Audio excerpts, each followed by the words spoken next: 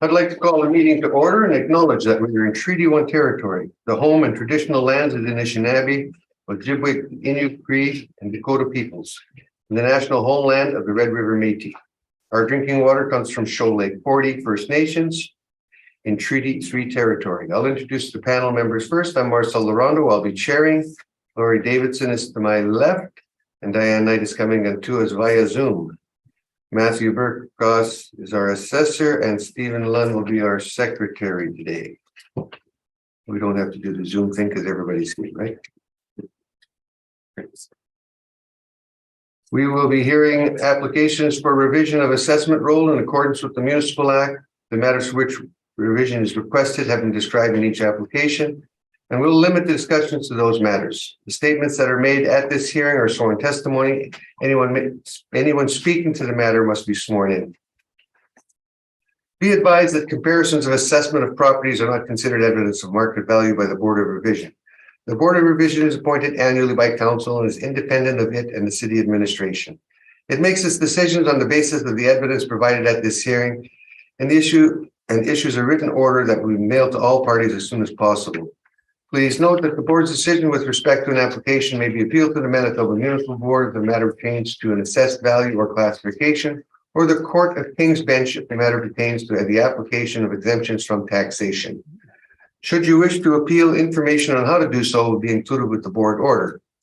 With respect to the hearing process, I will confirm the points of appeal with your property to be addressed with each applicant following the swearing in. We will then have the assessor's testimony followed by questions that the applicants may have, and the applicant's testimony followed by questions. Each side will have an opportunity to summarize if they wish.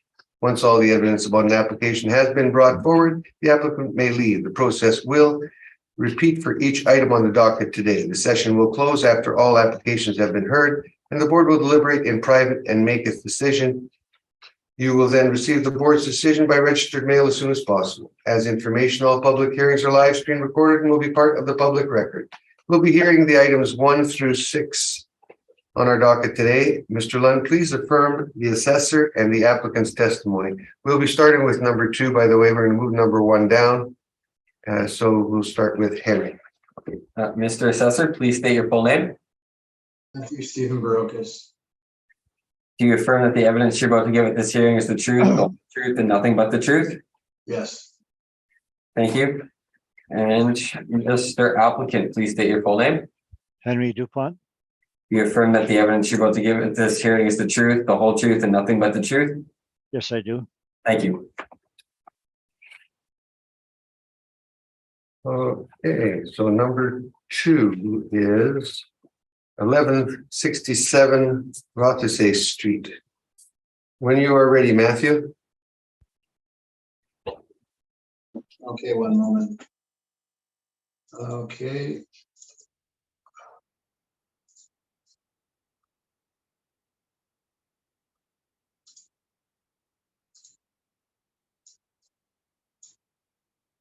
And this is all assessed value, correct?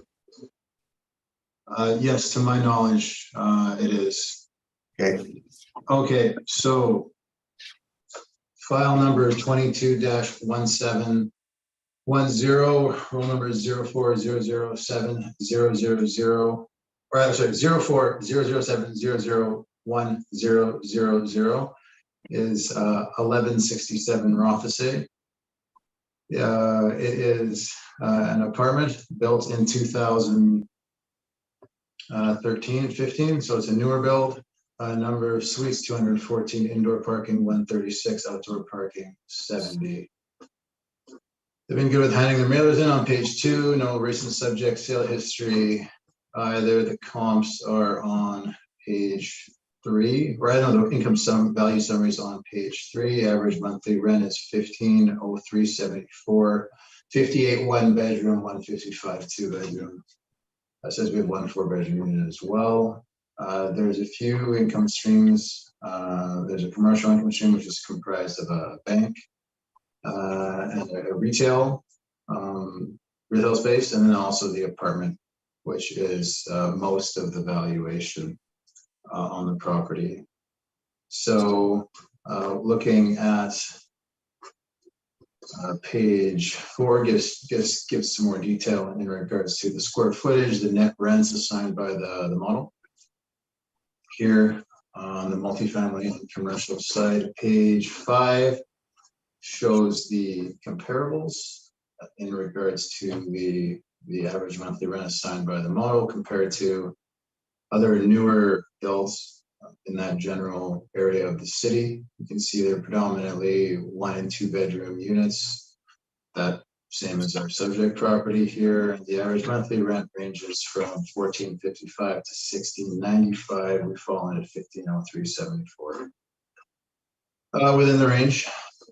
So we've got our comparable retail leases, commercial leases on page 6. They range from 21 to 33. That one seems to be an outlier at 33. Our commercial retail leases are in the $16 range. See the bank there at $22.88. And then we've got some bank comparable leases on page 7. They're higher, $34.29. So it doesn't look like we're overstating the rents at all, model-wise. So then we've got on page 8, we've got our capitalization rate examples. You probably might have heard this, gone through this already, so I'll try and make it efficient. These are just an example of sales that transacted in the market, not meant to be subject property specific for any of the properties on this docket. They were calculated, cap rates were calculated using 3-year income and expenses, stabilized with a known sale price to come up with a cap rate. The applicant and I, we don't dispute on the methodology. We might dispute on the final figures though. So you can see the one that's most relevant to this property, obviously 2390 McPhillips, built in the same era, calculated a 4.79 cap rate. So we are, for this property, I believe we are, let me see here.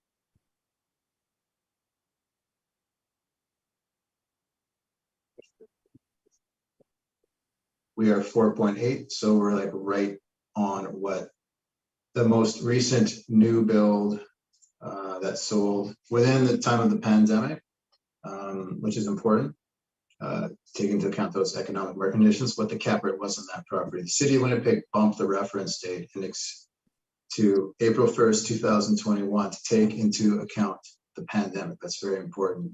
So the weight of analysis for new builds should be placed on the cap rate for 2390 Phillips. I don't have the workup in my general brief, but it will come in the form of rebuttal. So you will get to see the stabilized figures. Anyway, so no change on the cap. I don't have any commercial cap rate information, unfortunately. So just look at the model on that one. The mailers are on page 11 to 15. And the pictures of the building start on page 16 and go to page 18 at the end of the brief. So you can see that it's newer, it's nice. That's my evidence. Thanks.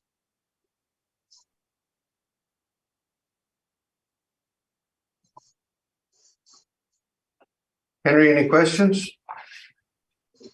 Yeah, your cap rates for apartments, page 8. Do you have a workup on that cap rate? I have 2390 McPhillips. Yeah. Yeah, I do. It's coming in the form of rebuttal. Why are you not putting it as direct evidence instead of rebuttal? I don't have an answer for that question. Was there a sale questionnaire filled out by the purchaser? I don't think there was, but I can check.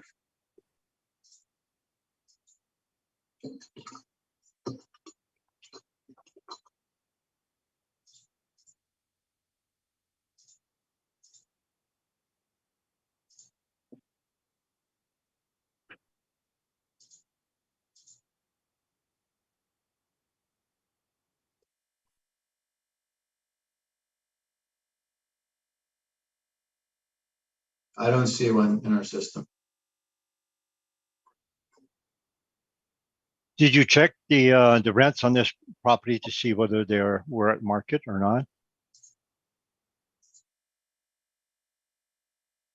In regards to, 2390 McPhillips.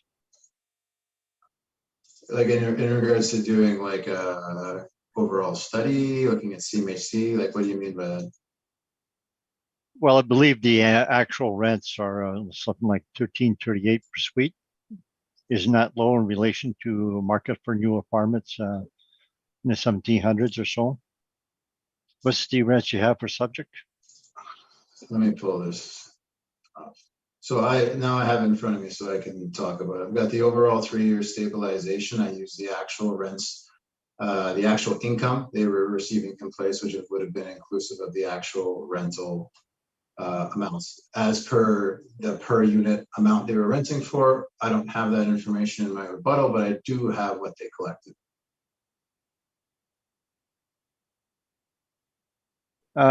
For the commercial, the bank, you see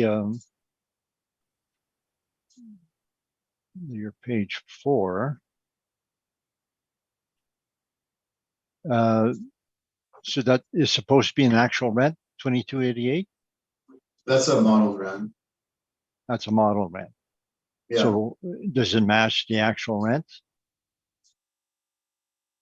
Isn't the actual rent $20 a square foot? I hope so. If it's net, that'd be good.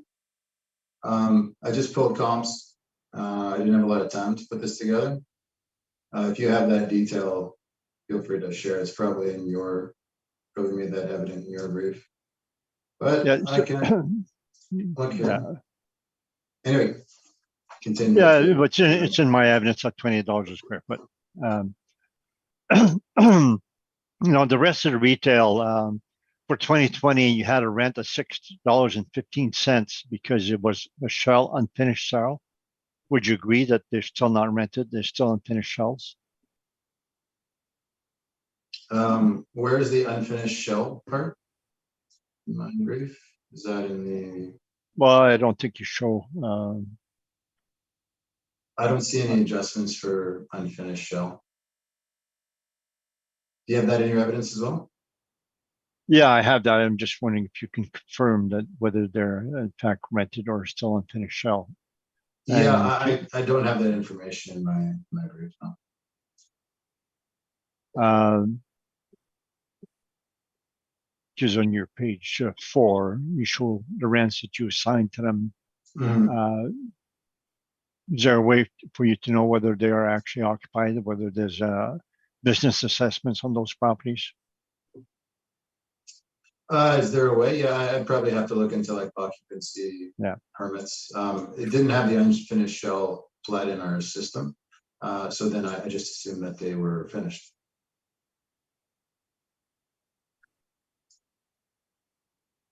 That's all questions I have. Lori, do you have any questions? I just wanted to be clear. So all of the variables, they're all generated by the model? Like none of them are selected by you, be it the comps or anything like that? Oh, yeah, the comps I picked, but the valuation parameters in terms of income, expenses, and capitalization rate are selected by the model. It's all from the model. And has this building been inspected recently or? Well, it's been up since 2015. So it would have been inspected at the time, but I just loading the notes here. I don't have a chance, unfortunately, given the time constraints, to go inspect properties prior to hearings. And then my only other question is kind of minor. In terms of the vacancy for the commercial at 6% that you've used, that's also model driven? Yes, I believe so. Okay, thank you. Diane, any question? Just a question as a follow-up to what the applicant is asking. So all these suites are finished, they're all available for rent? The residential, Yes, and I don't have any, yes, the residential ones are finished. okay, but the commercial properties on the bottom are not? Well, I'm not sure about that. Like, that's not part of our process that I'm involved in. Okay. That's more of the data guys. So if I don't see an unfinished adjustment, then I don't have any indication on face value that they're unfinished. The applicant might have evidence to the contrary. Okay. We're gonna have to wait and see what he presents. All right, thank you. At the, your cap rate study on page 9, that's done with the model, correct? Those are the modeled parameters, 20th to 80th percentile, yes. And this is a high rise, correct? Yes, yes. So you'd fall in that first line between 4.8 and 5.6 on the 80th percentile. Yeah, it looks like they have that range for all property Yeah. types.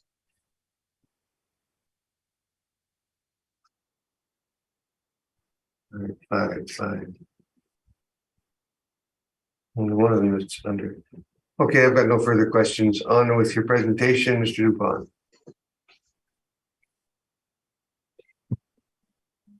Henry? Yeah, I gotta find it.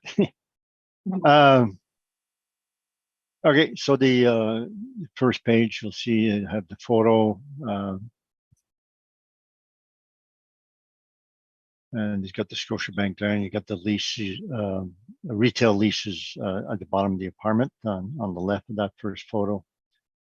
The second photo also shows the construction still going on. That's a Google photo, so it could be old. Then you can jump to the property description, page 7, shows aerial photo, a description, and a map. And the income approach, we should go to that next. So we start with the cap rate, page 13. Assessors at 4.8, we're at 5.25% for the apartment. And that's then the table, that's the conclusion from our cap rate study, which I'll be going to later on. So this property is 1999 plus, so it would fit as 5.25 cap rate. Then we see the income approach, next page. Now there's a lot of figures and we spent a lot of times, and then come to the end, line 33, we have very similar NOI. So this is all based on site specific, et cetera, but the assessors net income is within 1% of ours. We're slightly lower. So if you have to choose one, I think you should choose ours. Ours is site specific. So our cap rate is 5.25 versus the assessor 4.8. So our value is 41,802,000. Under remarks at the bottom, so started renting 2015. We calculated the taxes at the bottom. The reported taxes had recovery, so it was not accurate. Then we had the repair maintenance analysis on the next page. Then that's all part of the income approach where we virtually agree with the NOI. So then the page after that is the commercial, the bank and the retail. So we have a summary to start with. And in the red, it shows where we dispute. So we dispute the bank rent, we dispute the retail rent, we dispute the vacancy, and the cap rate on the bank, 6.9%. There's no evidence from the assessor on bank cap rates. That does not exist. So their own cap rate would indicate, or retail strip, etc. Nothing about banks. So then the next page is the income approach on the bank. Actual lease is $20, and that lease stepped up from $18 to $20 as of January 1st, 2018. Now we can find that in the appendix if you want to go through it. So we're using the actual lease, $20 a square foot. We don't use a non-recoverable expense for management as we normally do, because that's kind of tied into the cap rate. And on this one, we use the same cap rate as the assessor's using for retail. So therefore, if we dispute the assessor's cap rate 5.45 for the bank, but we don't dispute the retail cap rate 6.9.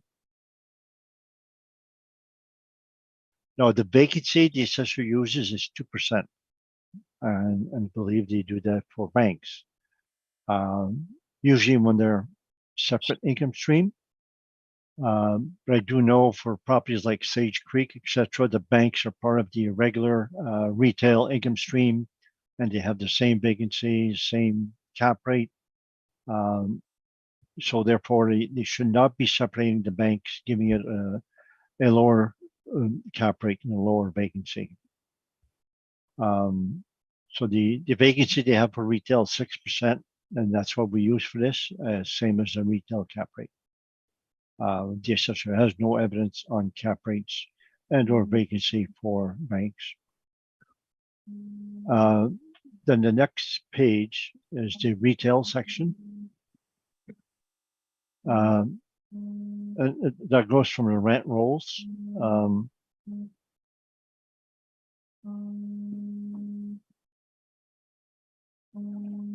I get a buzzing. I don't know if it, where it's coming from. Sorry, it's my phone. I'm trying to turn it off. Oh, yeah, I was looking at my phone. I thought it was me, but this is No, up it's here. me. I'm sorry. Okay, so the retail, we have two leases. The actuals are $14.18 and $14 for two leases, and the assessor at the bottom $16.38 for all the retail on average. And so the actual two leases are low, $2 lower. So we should go with those actual leases. So the occupied part is I have a subtotal for that. Then I have the unoccupied vacant shell space, and the remarks on the far right says the city What had page a is rent. this, Henry? What's that? I seem to have got lost here. What page are you on? Oh, the retail commercial, page 18.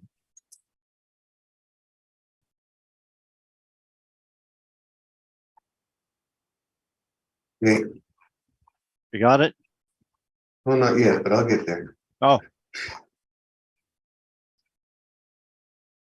I'm there now.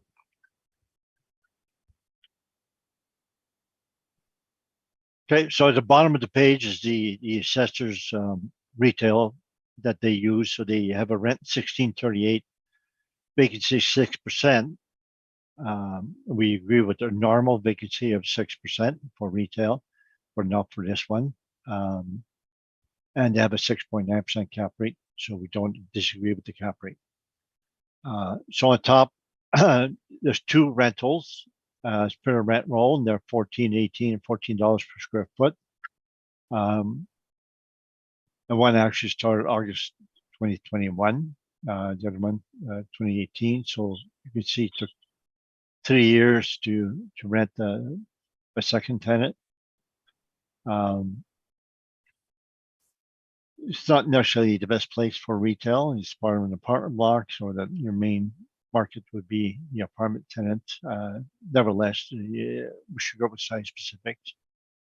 So there's three vacant shell space, and the far right on the rent roll note, it says the city had that at $6.15 per square foot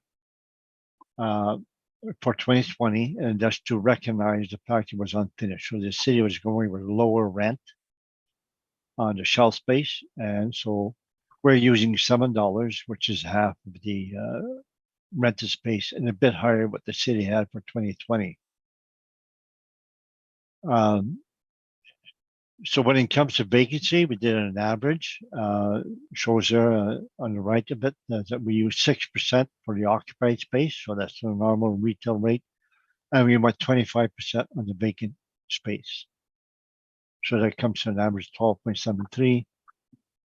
There again, we don't use a non-recoverable expense because we're agreeing with the city's cap rate, and that's related to the cap rate.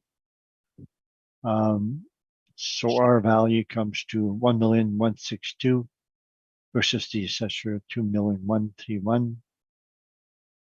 And we can go to the appendix, show you questionnaires.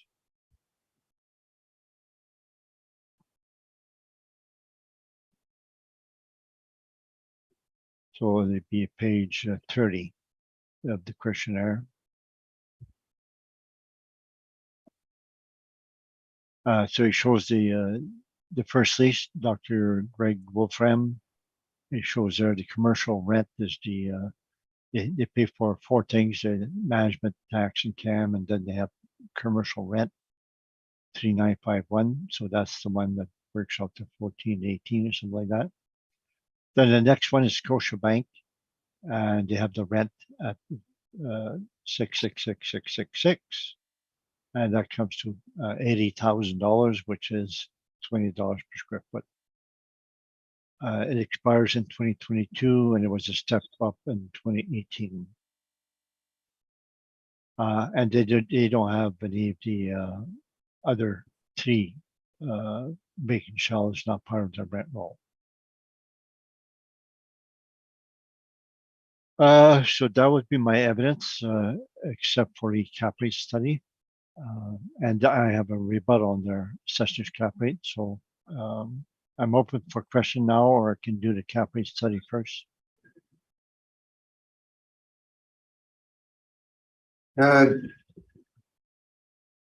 Maybe you want him to do the cap rate study, or because you got a rebuttal on his cap rate study, don't you?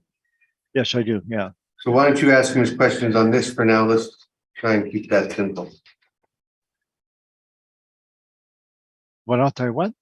You can ask him your questions here. I've asked questions already of Matt. That's Mr. Dupont. You're asking the assessor to ask questions? Yeah. Okay. Sorry, I had Mr. Dupont. Oh, Matthew, did you have any questions on his presentation so far?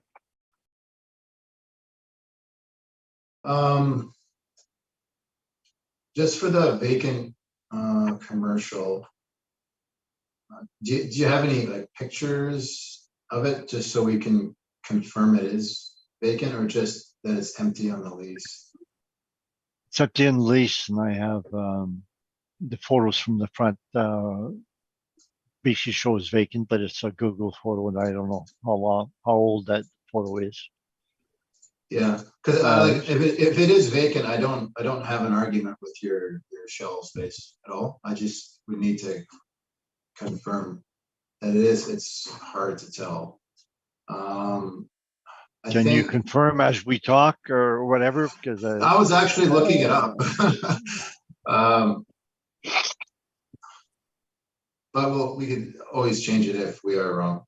But anyway, I think it's mostly a cap rate on the residential portion for me. So I'm just gonna not ask any other questions and then save my thoughts for the rebuttal. Thank you. Okay. Diane, anything on the presentation?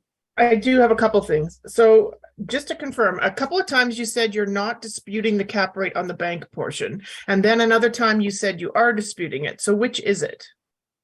I'm accepting the retail. Just the retail cap only rate. at 6.9, but the cap on the Right. bank you're still disputing. I'm disputing the cap on the bank. I'm saying it should be the same as retail. Okay. We have a larger shopping centers. The bank are part of retail. They have the same cap rate as the rest of the shopping centers. Okay. And the same with the vacancy when they're part of the larger shopping centers. Quite often, I know Sage Creek, you put them all Right. as part of retail. Okay, So they should have the same cap rate and the same vacancy as retail. okay, I have one further question. On your page 14, where you show the cap rates of buildings, and the oldest age you have is 1999. You have nothing further after 1999, so you say anything built even this year should be 5.25? Oh, my page 13, my table. Oh, yeah, sorry, it's showing up as page 14 on our end, 13 on yours, yes. So you've got that study there that shows the cap rates, 5.25 for 1999 and further, but you have nothing for, say, 2010, 2015. No, age is based on what the assessor and I, which is Matt and I, agreed to for 2020. We have not come up with a different age categories. Okay. Um, I'm just asking if you had anything further, and you don't. No, there's not enough cap rates to be Okay. able to split it up like that.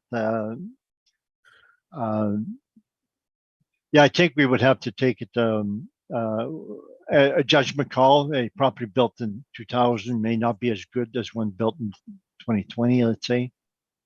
That would be a certainty, but there's not enough cap rate comparables to split it further. Right, I understand, thank you.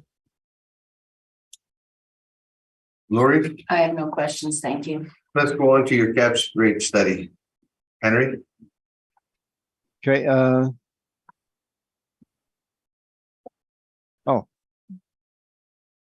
I was trying to check the 2021 questionnaire to see if I can take a sneak peek to see if it's rented after that, but I can do that a bit later if you want. Or Matt, you can do that while I talk. Yeah, Which one? Which cap rate? Cap You rate got two study are cap you rate looking at? studies Sorry. here. Which one are we using? The 2023 for apartments? Yeah, 2023, which would be the main part, and I think it's called. And then the other one, it says late. Okay. Okay, there's the main part, and then we have an appendix, the second part. So So the we're main looking part, at, sorry, we're looking at 222901 assessor brief late, that's the one we're looking at?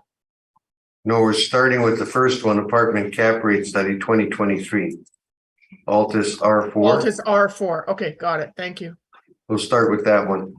Okay, Henry, proceed, please. oh, okay, so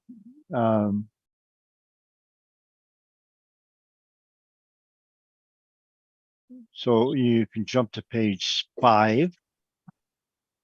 So the cap rate comparing to the previous cycle. So that we had the assessor cap rates on the third column. We had Altus, then we settle for the municipal board. So you can see the assessor, they had some low cap rates, 4.6, 5.3, 4.6, etc. So they had some low cap rates, normally for smaller properties.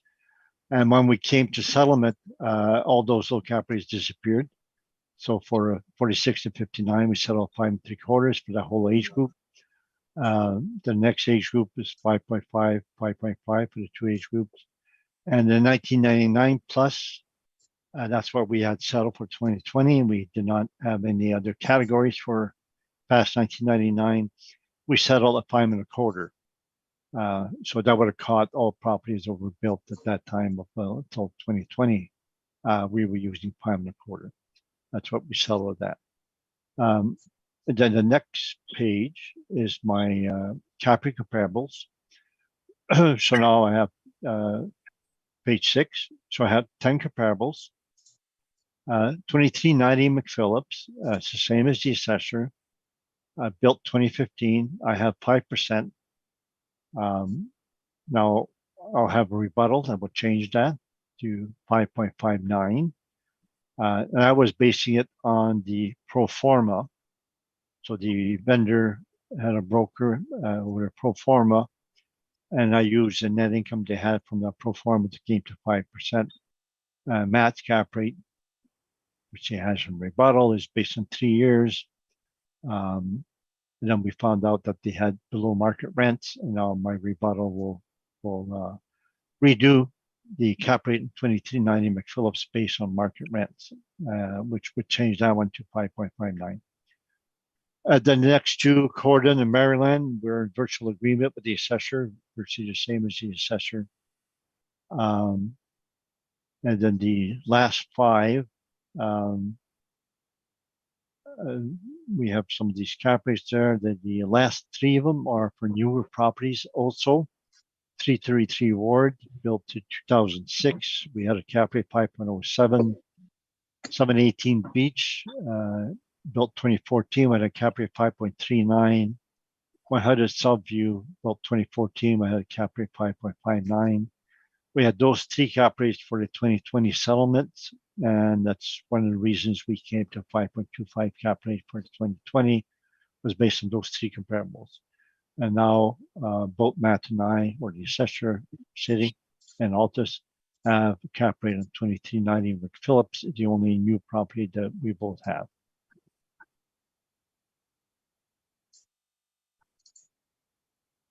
So the next page says from those 10 comparables, we come to the conclusion of the cap rates, which is the same that shows up on the main brief that I have for the subject. Page 8, we have a sample of the city's cap rates. And they're kind of all over the map. They vary. They don't follow the same age group. They must have some other reasons, site-specific factors, or whatever they do. Their model will have different cap rates. So if you go down the list, you get the newer properties, the last 6 or 7. So 23 cap rates for those.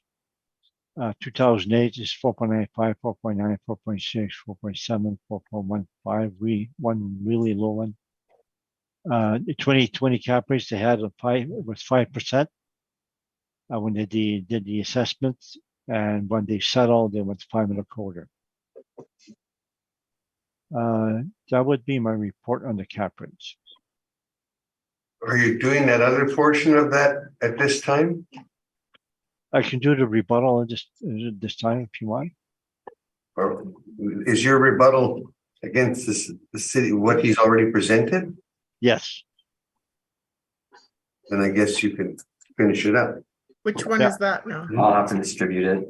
Well, we haven't got it yet. No, I don't distribute rebuttal until it's introduced. Mhm. That's That's the Altus R4 one? Isn't it? No, it's not R4. What's the R4 the one? There's two R4s. One's the main part, one's the appendix part.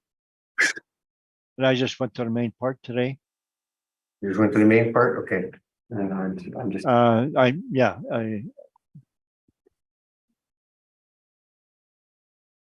He spoke about his rebuttal, so we might as well hear.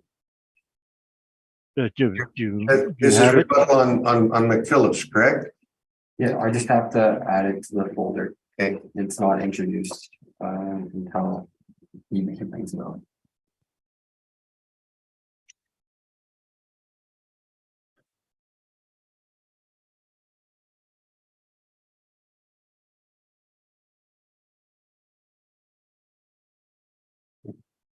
So it is going to be. It's the second from the bottom. After we refresh, right? Yeah, it's just one down. Rebuttal to city cap rates. I got it, yeah. You got it? Yeah. You got it? Yeah. Okay, And I sent it to you by email, Matthew, if you could see it. Yeah, I got it. okay, let's go with it. Henry? Okay. So the first page, assessor comparable 2390 McPhillips. Property was bought with below market rent. Purchaser adds after purchase indicate rents increase from $245 to $395 over the pro forma rent. So the 2 bedrooms, the rents are actually $400 higher. and the one bedroom 245 higher. So we did the cap rates using CMHC rents and CMHC vacancies. So we didn't use that ad with had $400 rent higher. We used the CMHC vacancy rents. Those were the rents as of October 2020. So that's what's in the reference here. And it's for apartments built after 2005. And so those rents add $104 for a one bedroom and $184 for the two bedrooms. This is much less than the present rent, and it gets a higher cap rate than Altus at 5.59 with CMHC rents. So the next page is our calculations of the rent, the income approach. There's a couple of figures that didn't show up there because they were too squeezed. The averages we don't realize, so there's three numbers that don't show up. The pro forma comes to 1339. If you want, I can give you that figure that I have under the pro forma line 3. It's 1,461,324, and that comes to 1339 per suite average. Now we stabilized at 1,649,880, which is 1528. And we use a vacancy at 3.47. So if we increase the rents, they probably have a higher vacancy. So the table on the right, the colored table, shows CMHC vacancy, built 2005 plus, 1 and 2 bedroom. So they show what was for 2019, 2020. So the 2020, the bedrooms, one bedrooms were 6.1, 2 bedrooms 3.1. For all types, it's 4.2. But if you use subject suite mix, then we have 11 one bedrooms, 9 2 bedrooms. It comes to 3.47. That's what I use. So it's based on CMHC vacancy for newer buildings. And the average rent is in purple for CMHC 2005 plus. 2019, it shows the rents there. They went up slightly. October 2020 at 1317 for one bedroom, 1557 for two. And the CMHC rent as subject suite mix is 1528. And that's what I use on line 3. Then I stabilized the rest of pretty much normal. We had the parking and the expenses, and I believe we're pretty close to the assessor on the expenses because he stabilized the same thing on his rebuttal to mine. So the main difference now that we have is the rent and the vacancy. So that cap rate comes to 5.59. And then the next page, page 3, we also rebut 2 other cap rates. Some are the St. Mary's. Property was bought with the intention to renovate as per enclosed letter from the manager, D7. It was a first-time buyer. The property was in rough shape, with previous owner doing nothing for repairs. That's in the words of D7. So the buyer bought it with knowing it was bad repairs and low repair maintenance intended to renovate. It's actually comparable 32 Arden. If we used to have 32 Arden, that's cap rate comparable. But we found out that they had laundry missing for 2018. They had laundry for 2016, 2017. So they all of a sudden disappeared. I phoned the vendor. He advised that the manager did not report laundry because the vendor's sister would collect the laundry directly. It did not go to the manager. I asked the vendor to tell me what the laundry was, to send me an email. He never did. So I abandoned it as a cap rate. But the purchaser shows it has renovated the building after purchase, was the second reason not to use it. as it was bought with the intention to renovate. And we have a municipal board order showing that it's improper to use a cap rate when the person intends to renovate. So that's part of the appendix. Page 4, the appendix is the CMHC rents. Average rent for construction and 2005 plus is shown there in yellow. That's what I use in the report I have for McPhillips. And then the next one is CMHC vacancy in yellow, which I use in my report in McPhillips. And then the next page is the current ad by the owner of Lady Joyce,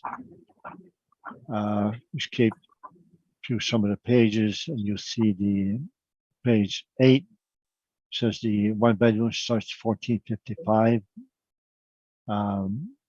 Page 9, it has the two rents. One bedroom starts $1,455, which is $250 higher than what the pro forma had, and two bedrooms start $1,695, which is $1,395 higher than a pro forma. Then we have the rest of that ad, which is we can skip. Then page 13, it's a letter from D7 saying that someone in St. Mary's it was bought with intention to renovate, and previous owner had it says the building was in rough shape. The previous owner had done nothing for repair in quite a while.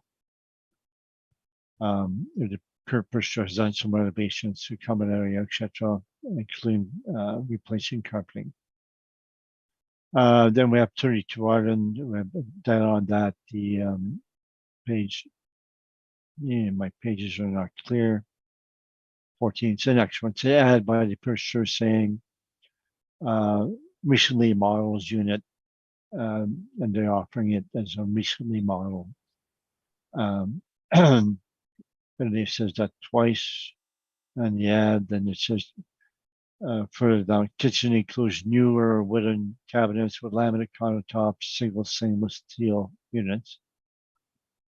Then it says updated light fixtures and ceiling fan living room.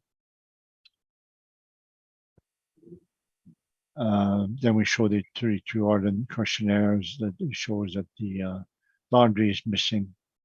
They have it for 2016, 2017, but it's missing for 2018. Then we have that the municipal board order saying it's improper to use cap rates where there's intention to renovate, because they tend to buy with a lower cap rate, knowing that income will increase after they renovate. So that's my rebuttal on the cap rate. Matthew, any questions? Yeah, I'll start with that. So page 3, please. It's your new 2390 McPhillips. So what you did, just so I can understand this. So you came up with your own potential market rents instead of going with what they were reporting historically. Is that correct? That's correct. Do you think that upon a knowledgeable vendor and a knowledgeable purchaser coming up with a deal, that they would agree upon rents that weren't reflective of the historical performance of the property?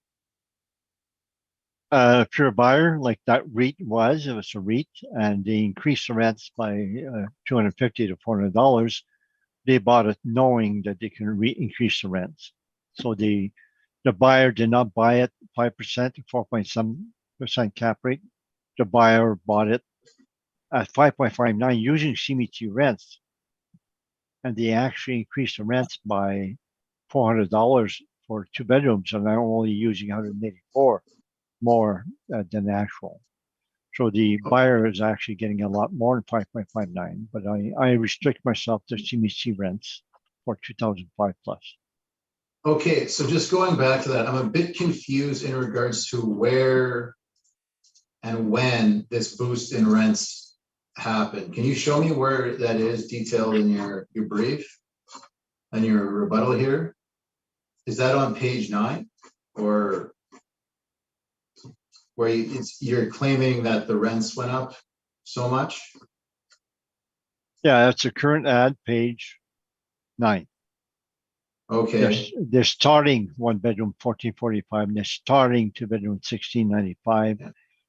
And the starting rents in the pro forma, which would I should maybe have gone through that in my cap rate.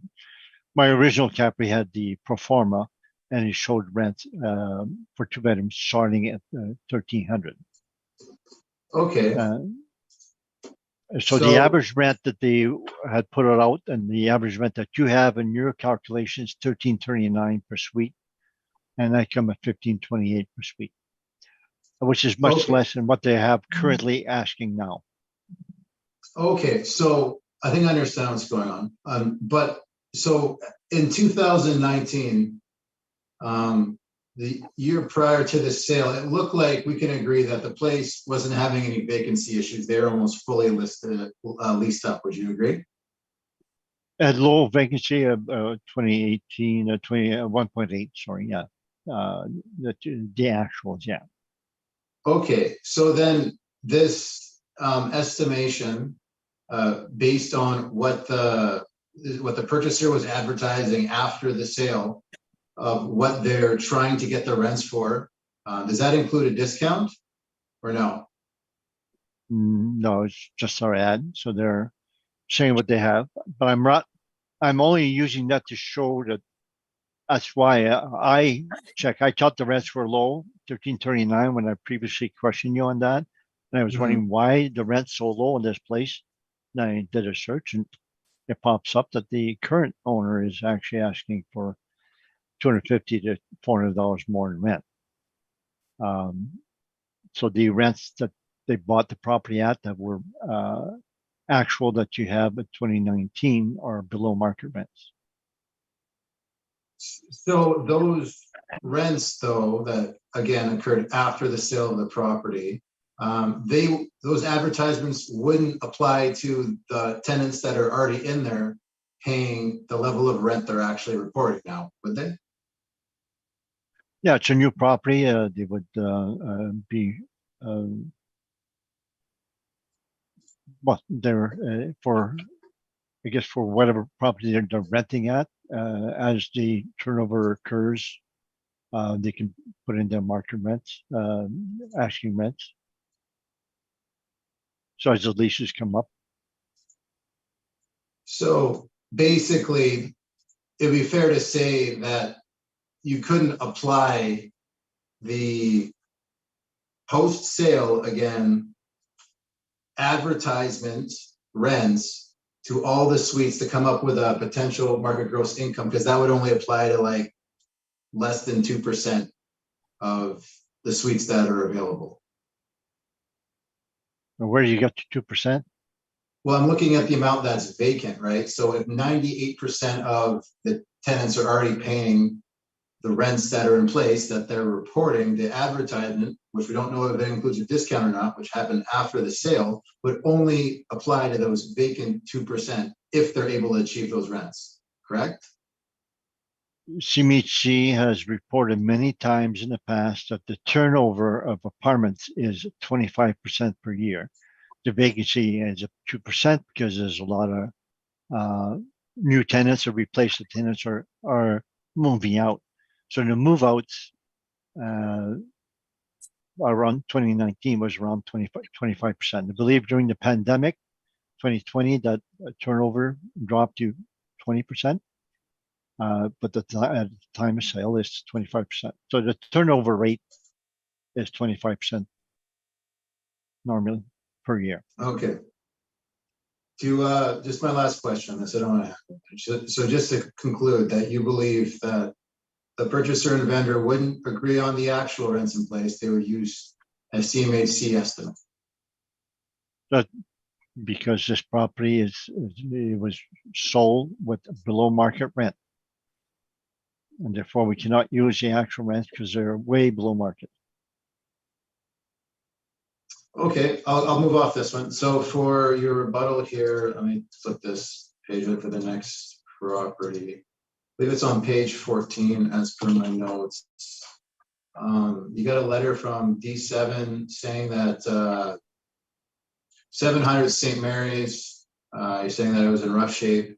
The letter here says it was in rough shape and he's done some painting and replacing of the carpeting. Would you would you classify repainting and carpet replacement as a capital repair?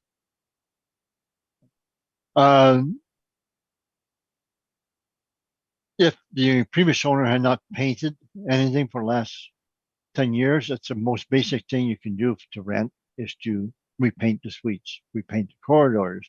And that could be a lot and could change the character quite a bit.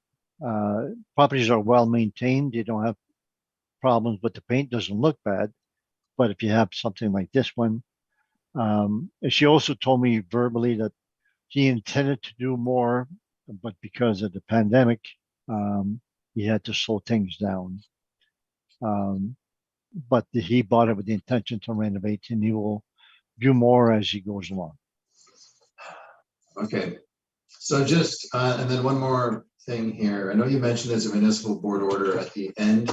On page 41, I'm going to the analysis and decision part of the order. I believe this is the order in which just to confirm with you, are referencing to confirm that intention to renovate should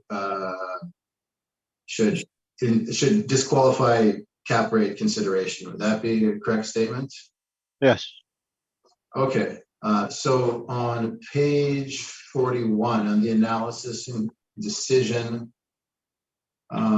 portion, there's about halfway, a third of the way down the page, there's a highlighted part of it that says, for many comparables, sufficient concerns were raised on 3 of them regarding the purchaser's intention to significantly renovate or alter the structures.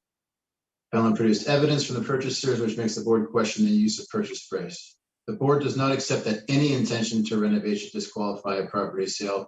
Renovation must be of a significant financial investment, one that would cause future rents to substantially increase and should usually involve the modification of building envelope and realignment of structural walls. Does 700 St. Mary's fall into this significant financial investment and structural wall realignment category? No, the board basically saying that in that hearing, they disqualified all those properties that had intention to renovate, and they want to make sure to cite that they will not always do that, and must lead to a significant a change in future rents, and that's the main thing. So it's the main thing to consider, and whether it's a building envelope or structural walls, that's kind of meaningless. Very few properties will do the renovations to use areas. These things do not cause a rent increase. So this the part that says it would cause future rents in the future, and the purchasers not buying with actual rents, they're buying with renovated rents in their mind. And they can have a lower cap rate going in because they intend to change the rents. Okay, those are my questions for the rebuttal portion. So then I guess, do I Just 1 second, I'll see if we have any questions here first. Diane, do you have any questions? I do not. Lori? Nor do I. Thank you. If you can go on with your rebuttal to his rebuttal, I guess, right? I don't have a rebuttal to his rebuttal, but I have a rebuttal to his original cap rate study. Okay. A rebuttal to his cap rate study. Go ahead. Yeah. Okay. And where is that one on? Do we have that already? Yeah, I just have to upload it for you, Diane. It'll be 1 second. Okay. wait till it comes. That's the rebuttal to city apartment cap rate 2023. I don't have it. It's titled rebuttal. Yeah, that's it. I just sent you an email, Mr. Dupont, with it. Oh, okay.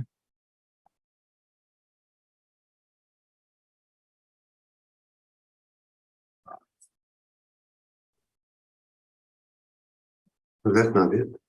Oh, okay, Rebuttal to 23. We don't have it yet. No, so I don't have it either. You do have it. You were looking at Okay, it. I was, eh? Yeah. Yeah, you say so. I'll go back there again. No. This one? Yep. That's, Oh, there's your the one, few seconds alternate ago. street. Okay. Okay, I got it. Thank you.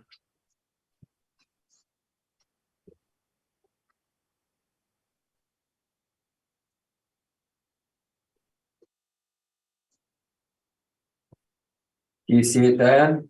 I got it, yeah. Okay. Okay, you got it? Yeah. Yes. Yep. Go ahead, Matthew. All right, so I'll go through this. You know, we've seen it probably once or twice before, so I won't beat it to death. So page 2, that's our summary. Basically, Altus has some cap rates. We have some disagreements in regards to how we stabilize the 5% here. Is in regards for on page 2 for 2390 McPhillips, which is the relevant property for this subject property we're looking at. Altus said 5 in their cap rate study based on pro forma, which was essentially meaningless in my opinion. We had 3 years of stabilized figures based on the actuals. It starts on page 3. So 2390 McPhillips, we've talked about the rents. You can see here what I've done is I use the actual rents in place. I stabilized at the average vacancy using the actual rents, 98% full. That's what those people are going to be renting for. We don't have any turnover study to dispute that. That's the pre-sale rents. That's what the vendor and purchaser would have used. That's how all the other properties were done as well. So I got 1476, 295. It calculates to a 4.79 cap rate. If I use the 2019 vacancy at 2%, instead of stabilizing the 3-year actuals, which is probably the 2% is closer to market, cap rate would have dropped to 4.7. That's probably something I'll adjust in the future. But again, just based on the actuals, I'm not coming up with ads or CMAC studies, just based on actuals. You can see on page 4, the original Altus workup based on the pro forma, which was pretty late on information. And then you have the mailers starting on page 5, and that goes to page 10. Okay, and so the rest of them I'll go through very quickly because they're not so relevant for this property, but we're going to do this once and then we won't do it again. No disagreement on Cordon, 555 Cordon, stabilization, thankfully, 666 on page 13, 677 Maryland, just a difference in regards to stabilization of repair and maintenance. They used 4 years, we used 2. Property was renovated in 13. They get a bit of a renovation decrease for a couple of years. $1,000 a unit is more reasonable. Check out the R&Ms in the subject properties today. Then you have the Altus workup on page 14. Page 15 shows 210 St. Mary's. Again, difference in stabilized repair and maintenance. We're at 645. Altus is at 388. I've never seen buildings run at 388 continuously. Altus included 2016. That's an extremely low repair and maintenance. I think it's double digits. I don't have the suite count in front of me right now. But again, 745 or 388, ask yourself what's more reasonable in the lens of what the subject properties are reporting today. 512 Balmoral saying it's unusable on page 18. Line 32, they indicated the property was not purchased for their net operating income. So didn't consider that one. I don't think that property is going to be relevant for the properties today, so I'm not going to dwell on it. I've got 21 LeBaron Drive. We've got 1828 R&M, Altus has 800. Look at the historical figures for 23 to 16. What they're reporting for R&M, we're coming in at 10 grand, which is 1828 a unit, also coming in 800. So again, just a difference in repair and maintenance stabilization. Langside on page 23, again, saying it's unusable. It's another one of these properties where on page 24, line 32, the purchaser indicated that wasn't purchased for its net operating income. There you go. No sense calculating it out. So moving forward here, page 27, 333 Ward, the famous 333 Ward, we actually agree on the cap rate on it, 5.07. So, you know, that was back in 2016. The market leading up to the reference date of April 1st, 2021, the market's gotten better, interest rates have dropped, money's become cheaper. I'm going to reference a line graph in Altus's study that shows nationally how cap rates have decreased since that time. Well, we're about just over 5% in 2016, and we're saying McPhillips is 4.8, 4.7. So that all ties together with that. 718 Beach. This is a newer build. This is a smaller one in Elmwood. Again, it's a repair and maintenance on page 29. So Altus has a 500 per unit repair and maintenance. You're not going to see that. Check out the subject property R&M. All the properties, what's more reasonable, 1,000 per unit or 500 per unit? Again, right after a property is built, they have a period of time when they don't have as high repair and maintenance.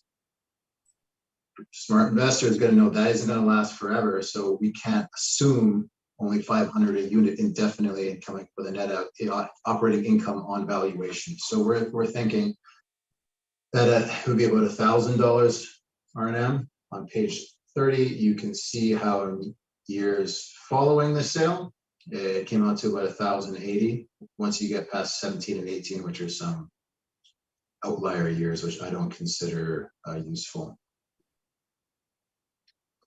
And on page 32, you can see that this is the sales mailer for Beach. Capitalization rate assumed for the property was 5.4% by the owner. I don't think it's 5. I don't think the overall cap is 5.4. We don't just take what they're saying as gospel in regards to what they purchased the cap for, but we do, if they do indicate when we can calculate our own cap, but we do, when they indicate that they didn't purchase it for the net operating income, that we don't use it. There's a difference there. And then 100 Southview, quite frankly, on page 34, they're working off a pro forma to come up with a cap rate on this property. This property is it's basically like a series of single detached homes stuck together. It's like a row house property out south Winnipeg. So they are, you know, more HVAC, more roofs, more infrastructure. And we got a pro forma saying it's coming in at 21%. So I know we're doing this for years and looking at income expense mailers for years and years, and considering subject property expense ratios, they are never in the low 20s. They're not at 26% either. And that's not based on anything, because pro formas, you know, they can be wrong, and mailers are more reliable. So you can't use this as a cap rate comparable, in my opinion. That's my evidence for my rebuttal. Thank you. Questions, Henry? Yes, so there's two properties that said on the sales questionnaire that they did not rely on the existing NOI. Is it possible that they use an adjusted NOI in their mind, or that you still bought based on the income approach? Yeah, that's very interesting. Like I thought of that, and I started thinking, like, how did they come up with a cap rate of 4.5? And I think the most obvious thing they saw was that the repair and maintenance is too low. So, you know, if you made the repair and maintenance higher than 1,000, as that goes up, that cap rate goes down. So maybe they were assuming like 1,500 or something. I was pretty conservative at 1,000. Yeah, that's not the question I asked. I asked about the two properties that said that they did not rely on the existing Oh. NOI. And you're saying that's a reason to throw out the sale. So you're saying that when they come up with a cap rate like 4.5, take that with a grain of salt. But with the other two questions, you just say it's not usable.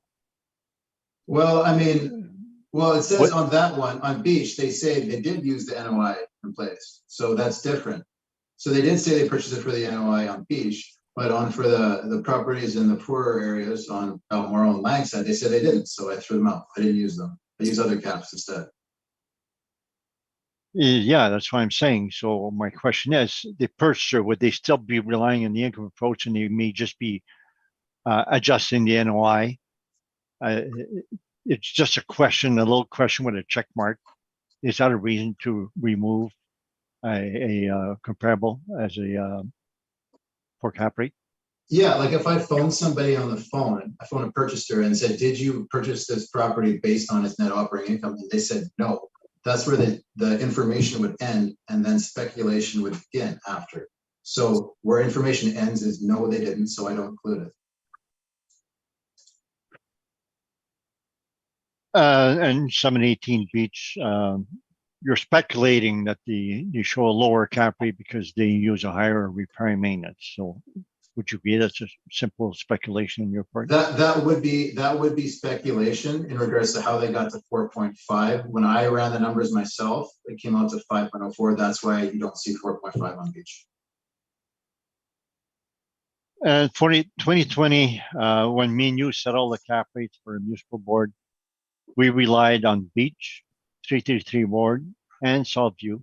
And that's me and you came up with a cap rate 5.25. So you accepted those three comparables last time, and now you're saying that you would change them. Why is it different this time? Well, first of all, that's not relevant in regards to the 2023 discussion. Second of all, the negotiation, the without prejudice negotiations we had involved several other age groups, and those were factored into our discussions and negotiation. I know now you guys are adding a premium based on your cap rate study, which is 80% the 2020 cap rate study to almost every property coming across the board here. So I don't see how almost that agreement is valid anymore.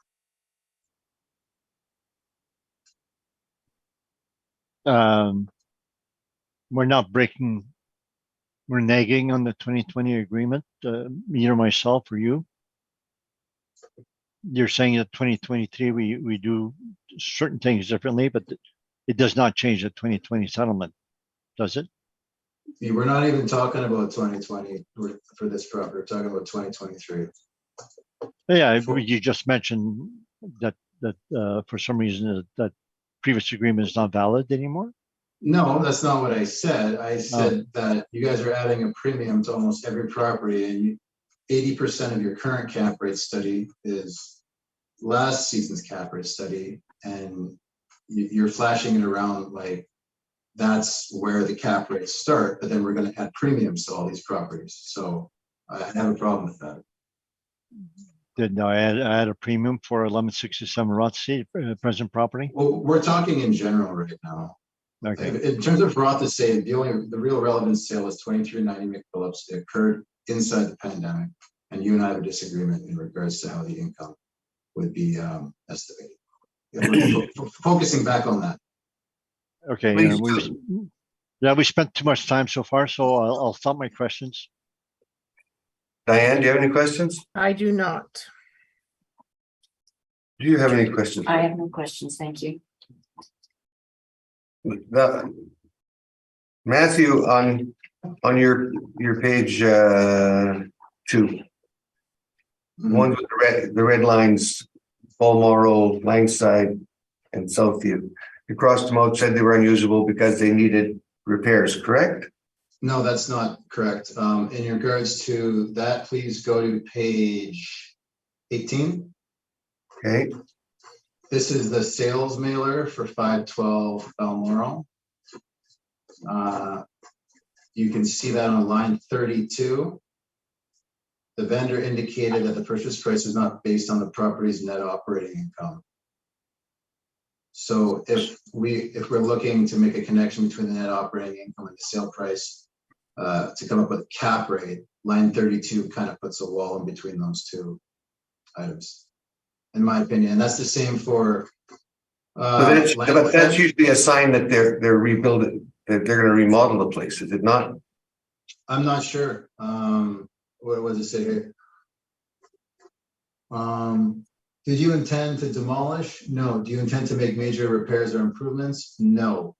So that's not always the case. As per page 17, lines 16 and 17, they simply indicated it. They didn't purchase it. They didn't purchase the property with a cap rate based on the net operating income in place. Okay. Okay, leave it at that. That will, anything in summation? I think I'm good. Thank you. You're good? Henry? Yes, I disagree strongly with Matt's saying these comparables are unusable. Two is because the questionnaire says that the purchaser says on the sales questionnaire did not rely on the existing income stream. That should not disqualify the property. We don't rely on the questionnaire for stuff like that, where we don't rely on the questionnaire, sales questionnaire, for what the owner calculates the cap rate to be. And when I had a sub view, it was deemed usable for 2020. It was central to making our settlements for the 2020, and is a major new property that was. You had a pro forma, but it was still a major property, and it was sold with the 5.59 cap rate. So I believe that should still be used. And the 2390 McPhillips, the only new property we have now, both of us have now, it was below market rent. So the city's cap rate is way too low. It's not reliable whatsoever. And I use CMHC rents to calculate the cap rate, comes to 5.59. And that's what we have now for a most recent sale for a newest property is 5.59%. We kept our cap rates 5.25 for that age group, even though that new cap rate we calculate on it is 5.59. Thank you. Thank you. That will conclude that matter. We're going to move on to 60 Wellham Lane. Just give us 1 minute to pull it up.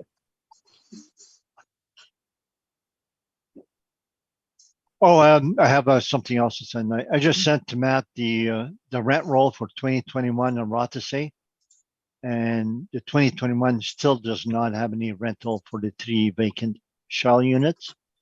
So it still shows vacant for subsequent 2021 questionnaire. So, Matt, I assume you got that email. Yeah, I got the email, and I see that the tenants that are in place are the ones you're showing. It's just more in regards to the physical condition of the unoccupied space, whether it's finished or not. I don't have any information on hand right now in the middle of all of this going on. But if there was evidence that it was unfinished, then I wouldn't have any problem with the $7 per square foot that you assigned.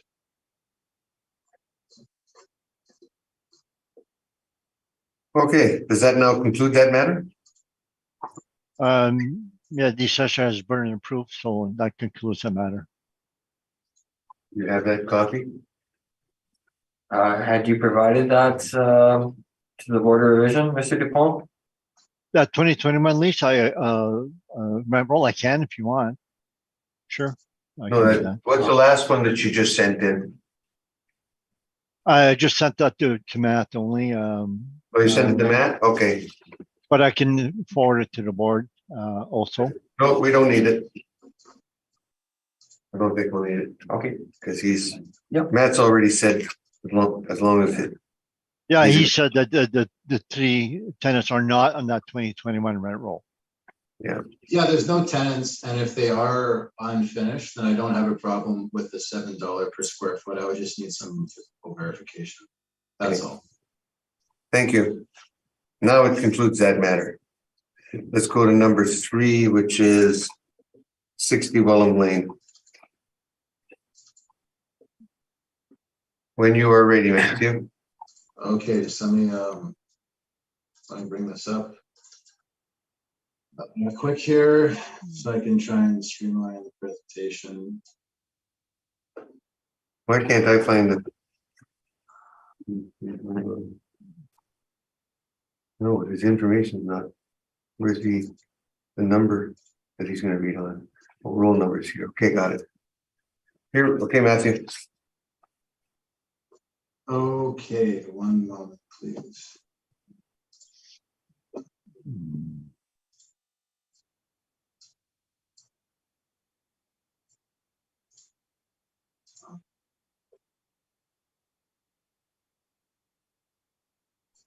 Okay, I think I'm good.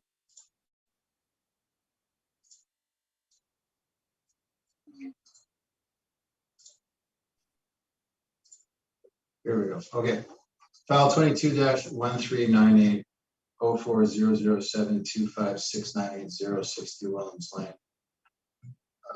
We've got 2 lines of value here.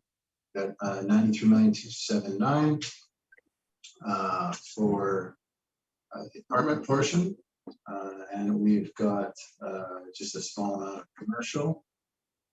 We've got multiple buildings, 2 16 stories. There was a big addition that was put onto this property. I believe I have the permit hopefully in here. Yes, I don't, but they had a big addition put onto the property in 2017. Number of suites, 696, indoor parking, 637, outdoor parking is 138, construction class C masonry bearing walls. Western income information is on page 2. No problems there. We've got the income value summary on page 3. So 4 bachelor, and then a pretty even split between 1 and 2 bed, and then a few 3 bed and 2 4-bedroom units. See the model workup at 5.4 cap. Just glancing ahead, it looks like we actually agree on the cap rate on this property, which is great. So there's, in terms of the residential portion, at least I haven't looked at the commercial part yet of the applicant's brief. So we've got on page 4 just the premises. On page 5, we have the comparables in the area. So we've got some older 70s, the newer builds. The current property is a mix of that. So the predominantly 1 and 2 bedroom units were at model 1223 cents, which falls at the bottom end of the range here. So no changes to rental made. And we've got some comparable leases on page 6. I didn't do a great deal of research, to be honest, in regards to commercial stuff. I was, again, short on time on this one. So I'm not well acquainted with the commercial of this property. It's a very small portion of the valuation. So on page 6, we've got leases at $21. Comparable, we're very low. We're much lower than the comparables in the region on page, as per the model on page 4, in the $8 to $9 range. The retail would be tucked. It's in an apartment that's backed off the main drag. You really wouldn't know it's there unless you Googled it or looked it up. So it doesn't deserve the comparable rates that are on page 6. So I don't dispute the commercial. Oh, okay, thank you. So then on the rest of it, we got on page 7, that's our cap rate chart. We've been over that ad nauseum. Page 8, it's also our cap rate chart. And then we've got our mailer on page 10. And then we've got some pictures onwards, page 14, the inside. So these are some of the newer units, and that picture there on page 17, that is of the newer part of the building. Tucked around the other side, there's the older building as well. So it's not all new, but I wasn't able to get pictures of the older stuff. So model rents are supported agreement on cap, and it's model expenses. That's my evidence. Thank you. Henry, any questions? Yeah, so this property consists of 2 older towers built in 1974 and one built in 2017. Is that correct? Yes. And your comparables on page 5, 6, 4, 5. So your comparables. So subject is a mix 74, 2017, and your first, third, and fourth comparables are for older properties. They're not for newer properties. So we agree that's not comparable. Well, it's a mix, right? So yeah, I kind of, I tried to take that in consideration. I couldn't just put one. I couldn't put newer or older. I had to include both, keeping in mind the area that we're in. And comparable number 2 is only for a newer property, whereas the subject is a mix. Yes, and that's why it's higher. High rent. That's all the questions I have. Lori, any questions? I have no questions, thanks. Diane, any questions? Just to confirm, we're only talking about the one tower with the new addition, correct? Not the other tower? They have 2 separate addresses? I I was believe just we're talking. confused in the pictures. I believe we're talking. I think they're under all one address. I'm pretty sure it's 74 in 2017, so it'd be all of it. Yeah. It's all of it. So the 50, the 60, and the 70 is all one? It's all under one PID. Really? Okay. But 3 different addresses, correct? Yeah, sometimes they have sub addresses, 'Cause different buildings. There was 2 existing towers, then they added on to the second tower, or the one closest to Chief Peguis. So there's 3 different addresses in there. That's why I'm kind of confused. Sorry. Yeah. Be a pain. Yes. I have it. I have the picture up. There's 50 closest to the river, and then 60 and 70. That is, I can confirm that. I am looking Okay. at the air photo. But we're only talking about 60, or we're talking about the whole shebang? Everything. Okay. It's all on one It's all roll. on one Yeah. roll number. One roll, yes. Gotcha. Thank you. Okay. Got it. Yep. Anything in summation? Matthew? Not yet. I have to present mine. Oh, I thought we were just some. Henry, can you make your presentation now, please? If you will let me, so the page 1 shows some of the photos, and so they had a new tower right beside Chief Peguis. But it includes all 3 towers. So the income approach that we start, well, we have a map also showing the aerial photo, page 8, etc. But it's for all 3. One roll number includes all 3 towers. So the income approach page, we agree in cap rate. So go page 15. So top of the page shows year built 1974, 1974, and 2017. And to the right, it says commercial disputed. The new tower is at 50 Williams Lane. Was first assessed November 1st, 2018 as extra 224 suites, extra 217,000 square feet. And so the total suites now being valued is 696 suites, including about a third, or maybe a bit less than that, new apartments. So these stories are shown in the middle, of 12 stories, 18 and 15 for the new one. So line 1, just above it, we have 2017. That was the year before they added the new tower. And 2018 is a lease up year. So the rents went from 5,000,004 to 8,000,007. 2019, the second year, was 9.5 million, and the 2020 is 9.9. And they had discounts shown there. So line 3, we stabilized at the 2020 rent. The vacancy line 4, they had 27% on the first year, 2018. 2019 was 12.4%, and 2020 was 7.8. So it's taking a bit longer to absorb. Some of the new properties that are built are absorbed within 1 year. This one is taking longer.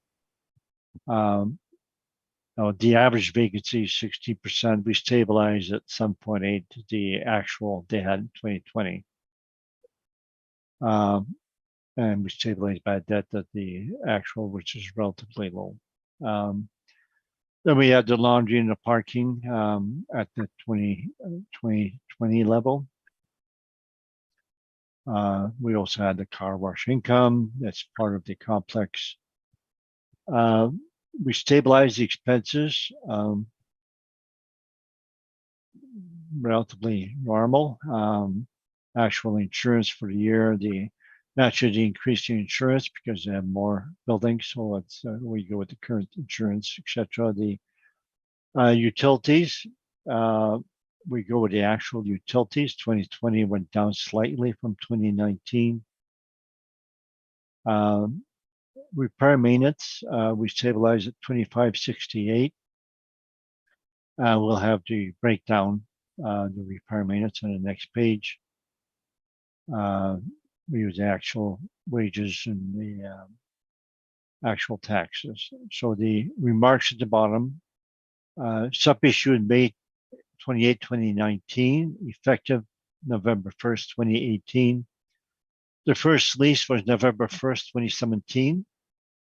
And the lease up occurred by mid 2019. So it was virtually leased up 2019, but it still had a vacancy problem by 2020. And the next page, the repair maintenance. So that I show it in, before the new tower. So in 2015, 16, 17, we had the repair maintenance of the roof that they had spent so much on the roof for those years. So there were wasting snow. They had done some repairs on the parkade in 2017. And going down, we excluded in red and yellow fire and safety. They went up 125. So they were replacing their flooring at 116,000, 192,000. So after they had a lease up here, repair maintenance, and we excluded the parkade. They spent $1.4 million on the parkade. So they brought the existing tower up to speed on the parkade, and they spent $323,000 on the building exterior. So when we came to stabilize, we used the 3-year average as 1820, because prior to that would be actually the old tower. So we showed those averages. So the windows and doors, we stabilized at half of the 3-year average, which is $102,000 per suite. Parking lot, we stabilized relatively low, 31,000, excluding 2018. So we take 2019, 2020 average. Flooring replacement, it comes at 389, are stabilized, which is lower than the maximum of 400. Applies comes to 133 per suite, below the maximum. Also, painting stabilized less than the maximum. Also, they replaced the counters and cupboards. They would do that before the new tower. They're still doing so. So we stabilize at the average, excluding the high 2019. And same with electrical, we exclude the high 2019, the fire and safety, we exclude the high 2019. So the average we come to stabilize is 2568. The repair per suite at the bottom for the two older towers, 472 suites at the time. Repair maintenance per suite, excluding capex, excluding waste and snow, and excluding the exclusions, which would be the fire and safety and parking lot, and so those comes to 1,722, 97, 28, 89. So they had average 2308 repair maintenance on the old portion before the new one. Then after the 2 years after the addition, they were 2385. When we go to each individual item, it comes to 2588. And if you look at the rents, they're getting relatively high rents, 1165 per suite, which is still less than the assessor. The assessor has higher rents than actual.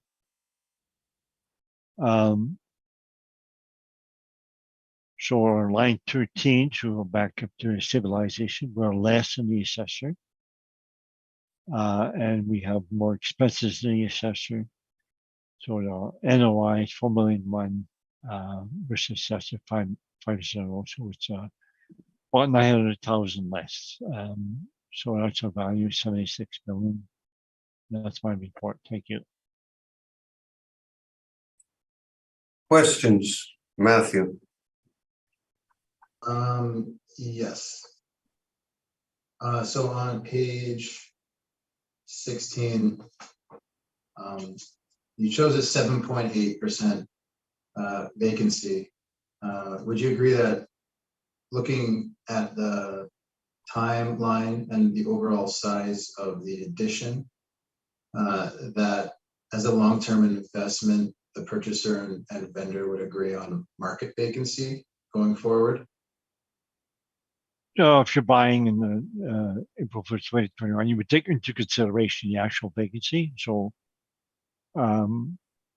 it's the average for the 3 years is 16, or the average for 2 years, 2019, 2020 would be 10. So we use a 7.8. So it's the first rent was in 2017. So it's actually 3 years with the new tower.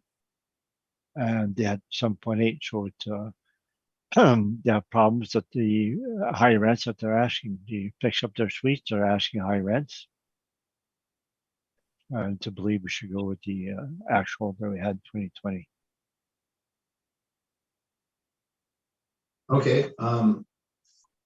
Looking at just the potential gross market rents, if you added the parking and the laundry and miscellaneous and car wash as a potential, would you, and reported it there, would you agree that the potential rents and the city rents, which are inclusive of all those factors, would be pretty much the same? Our line 13, we have 300,000 less than the assessor, 350,000 less than the assessor, so it's not the same. Okay, but that's vacancy affected though, elevated vacancy, right?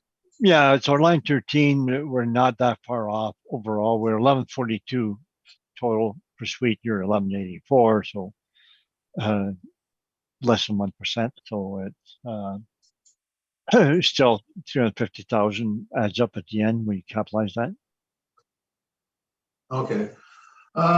So for line, just to direct everyone's attention to line 15 and line 18 of the expenses. In regards to wages and benefits, is that when you're breaking down properties, is that line typically filled out, or is that something that's encompassed in management usually? Wages and benefits for older properties are always separate from management. Okay, so on the properties here today on this docket, are they mainly separate, or are they rolled into management? Like in terms of the cap rate study, It's just, it seems to me that that's typically a line that's included in management. We had a hearing on that, 200 Ronald, 2019, 2018, 2019, part of the case management. The assessor argued for 200 Ronald, which was owner managed by Phoenix. And they were saying, well, it's owner managed, so the owner's charging wages and benefits, as well as management should be rolled into one. And I provided to the board 24 or more comparable of third-party management, where these leasing offices that they have for large properties, they're not absorbed by the property manager.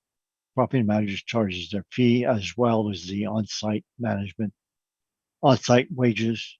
They're never part of the management. Okay. So if it's on-site, it's allowed as an expense. It wouldn't be improper to have manager from an office off-site charge there, but they don't. So the wage and benefits for large apartments, the board rule in my favor for 200 Ronald, it should be included. Okay. And so no pause, looking at 2020, the fact they only had 179, 247 management, grossing it up to 576 in that light then. Well, 5% management, this is it's a management fee used by both sides. For 200 Ronald, the management fee was used 5% by the assessor and myself and the board, so that the management is 5%. That's a standard rate. The only thing that was questioned under 200 Ronald is whether we should take the wages and benefits for on-site staff to include that as part of the 5% management fee. So the 5% management fee is a standard rate, and the on-site wages and benefits that are paid by large apartment blocks are allowed as expenses as per the ruling from the municipal board. And on line 27, you've got a stabilized repair and maintenance based on your chart of 2,500, 2,568 per suite. Is that typical repair and maintenance for a building built 74/2017, or is that high? As you know, we go site-specific repair and maintenance. Typical, I would say that perhaps is lower. If we did an average, we haven't done a repair maintenance study for 2023. It would be higher, but the repair maintenance should be site-specific, matching your rents. So the amount that they put in repair maintenance is what they're able to get back on the rents on the other side, so that you can't cut the repair maintenance and expect the rents to remain at a certain high level. All right, those are my questions. Diane, any questions? The vacancy, is it due to the new portion or the old portion being fixed and not ready for rent, or being ready for rent but the rate is too high? It's an overall vacancy. The first rent on the new portion was 2017, and as of mid-2019, the lease up is mid-2019. So the new portion was basically rented up in mid-2019. So the some 20% vacancy is for the overall project. It cannot be attributed to the new project only. Okay, thank you. But they did fix up the old portion. They did increase the rents on the old portion also. And then the market is pushing back, saying, okay, this is the rent you're asking, and we're not willing to pay. So they're having a hard time, a harder, more difficult time on the market trying to get those rents. But it's an overall vacancy. Okay. All right, thank you.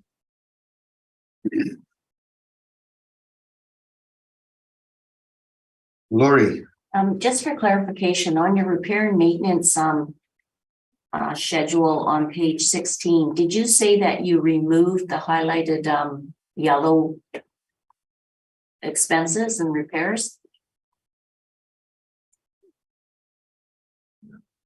The only one that I allowed is roof.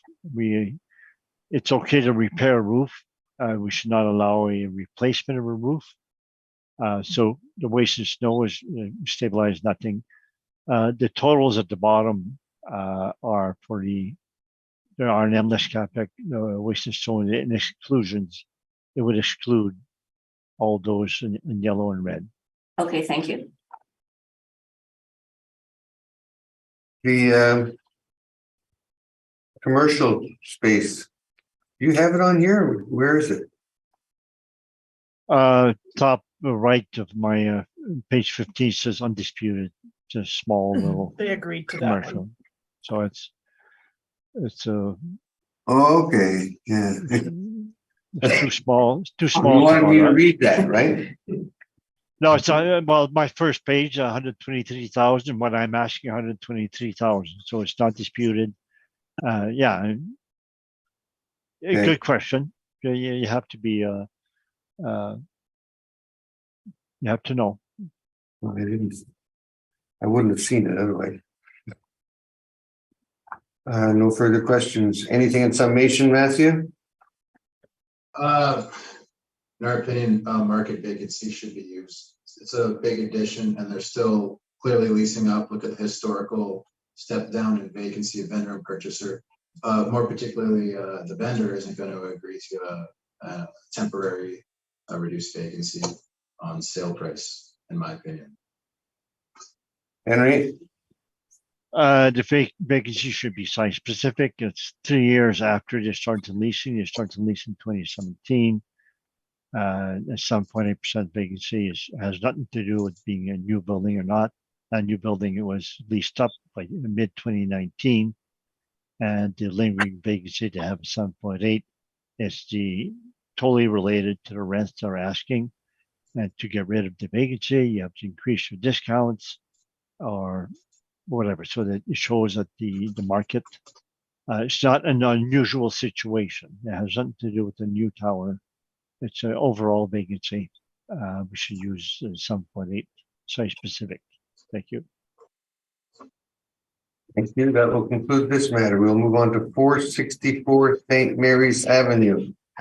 Can we have a break? I wouldn't mind one at all. Let's take a short break.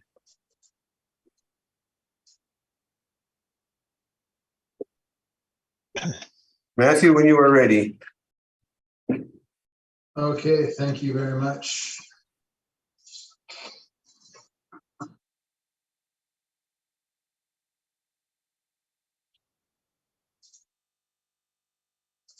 Okay, one, lost my brief. Thank you. Okay, well, 22-2429, roll number 1209-151-5000-474 St. Mary's Avenue. We've got two valuation lines here. We've got commercial and apartment. Again, this is all just assessed value, correct? Yes, as far as I know. Thank you. So you got the property description down at the bottom of the page, 22 suites, no outdoor parking assigned to the residential tenants. There is parking that is available to rent. That's not under dispute as per looking ahead. So I'm not going to really dwell on that. So investor information, income information, page 2. Good with any of the mailers, no issue there. The subject sale in 2005, I don't have any details in regards to that, and don't put any valuation weight on that. Page 3, 22 units, 10 bachelor, 9 1 bedroom, 3 2 bedroom. We've got our modeled parameters here with our model cap rates. Parking is agreed to. I believe the other two metrics are the ones that are in dispute. Sorry, I just got the Altus version of this one like just before the hearing, so I haven't really had a good chance to look at it yet. So I'll try and tailor this as quick as possible.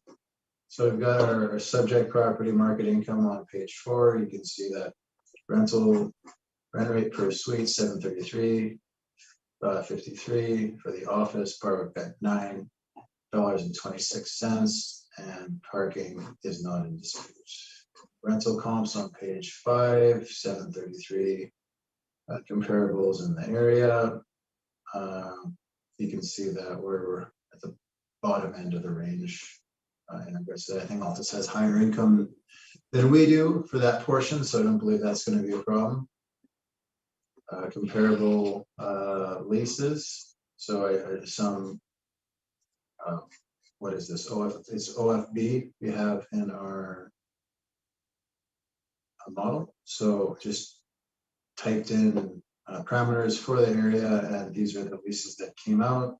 They're all in the majority of them are in the low teens. There's some that are higher. A lot are Broadway, Donald area. The subject property, what are we sitting at here? We're sitting at 9.26 on the income, the per square foot lease. We're below that. These probably the comparable leases are on Broadway.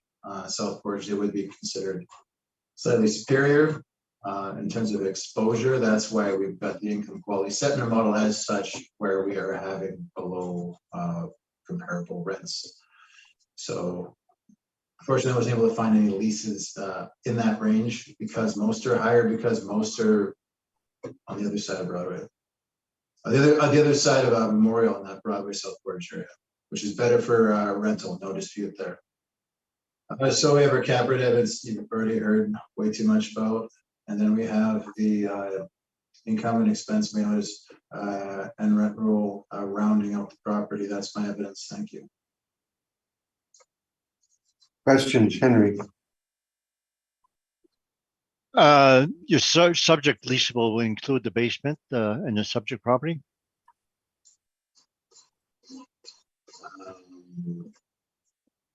I believe we had agreed in the past 2340 square feet.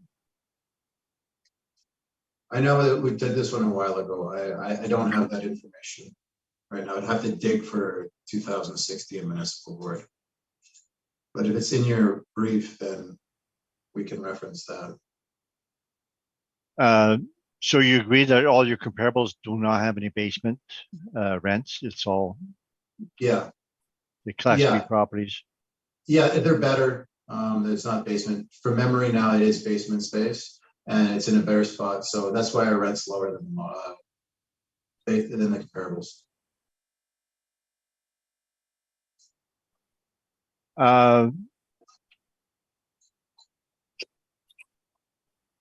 Okay.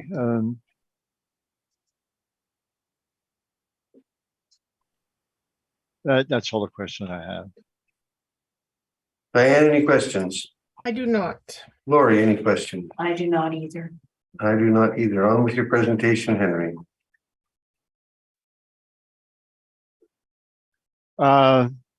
You see the photo, you maybe recognize it. St. Mary's and Osborne. So the Sussex office. For past appeals, Matt and I went through the architect's plans, and we came to an agreement as to what the square footage should be for the office. And I believe for that was 2018, 2016. I believe for 2018 that we made a slight mistake by 7 square feet for a basement or so, and so now I believe we're off by just a small amount of square footage, but it was basically my error I made back in the past. So when I corrected, I went through all the old reports to figure out what square footage we had, and I have that. So starting income approach, the assessors got the cap rate 5.75. We disagree with that. We go, it's an older property built in 1927.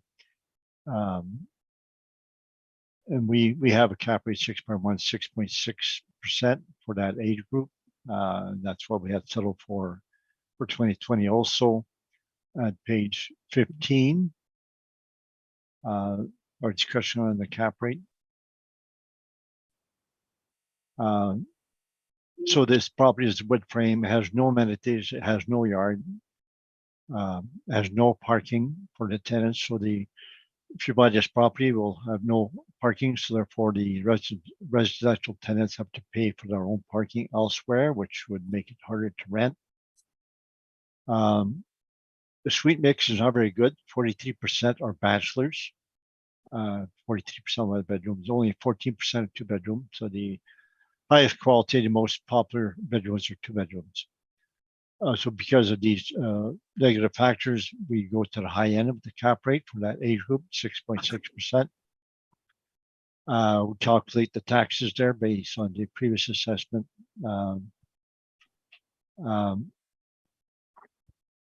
And we dispute the rent for the commercial. So the next page is the residential portion. I have to rotate. So we start off with the rent, line 3. We take the December 2012 rent roll times 12. We apply the assessor's vacancy. This shows commercial income, which is Sussex office, which is their own internal lease, which we don't have. So line 13, we're stabilizing 191,000, which is higher than the city at 187. And on top, I show the suite mix, 9 bachelors, 9 one bedroom, 3 2 bedroom. And top right, we show the commercial as 29.5%, residential 70.5%, 4 suite mix, no parking for residential. So then the expenses, we go to some of the expenses. The financial statements are mixed. So certain expenses we share with the commercial, and the commercial space at 29.5%. So the insurance, we give 70.5% of the insurance to the residential. Professional fees and office is all for the apartment, so it's advertising, because it's owner occupied for the commercial. And the Sussex pays their own hydro, so the hydro is for the apartments, but we have a 70% share for the water. Commercial pays their own gas and hydro.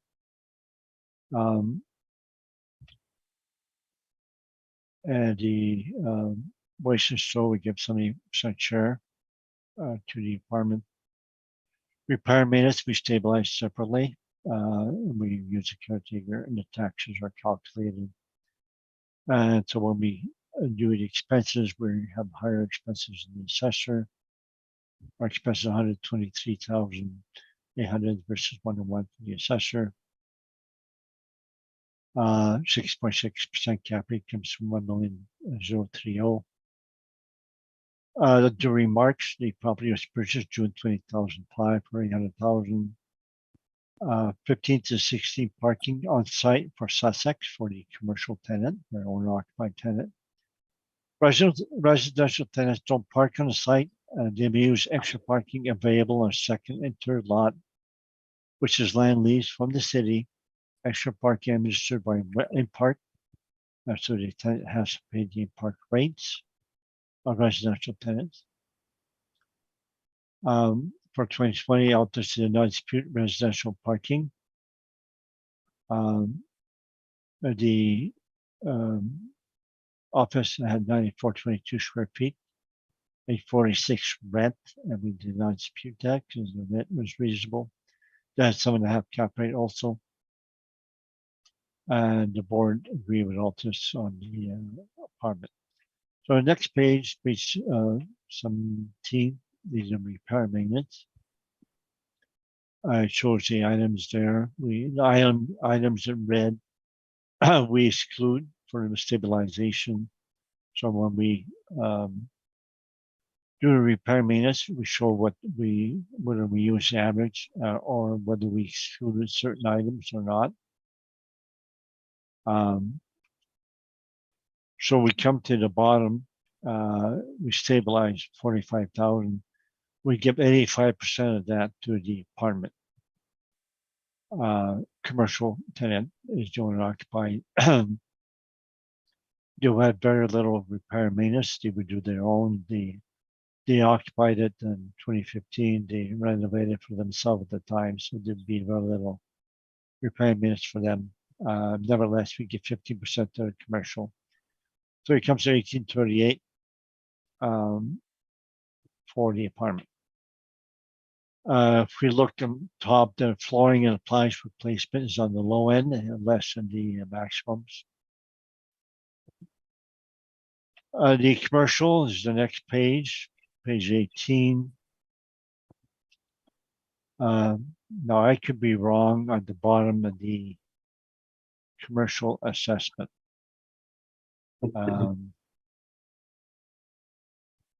Page 21 shows the online assessments. And it shows a potential income is 102,000 and Matt shows right now 83,000. So it seems that the online assessment was incorrect. So the assessor now has 930,000 for the commercial. Is that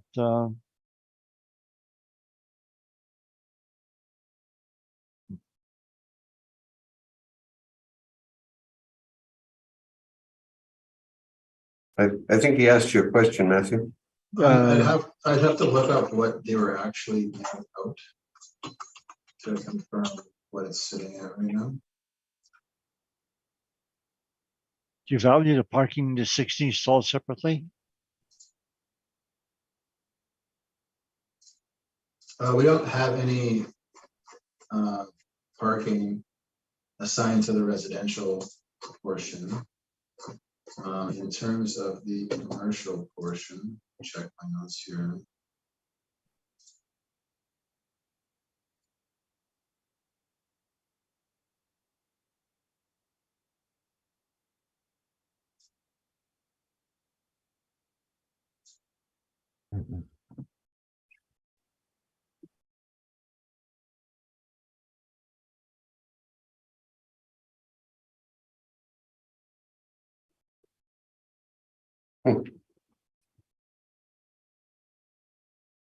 Let's check what they got out.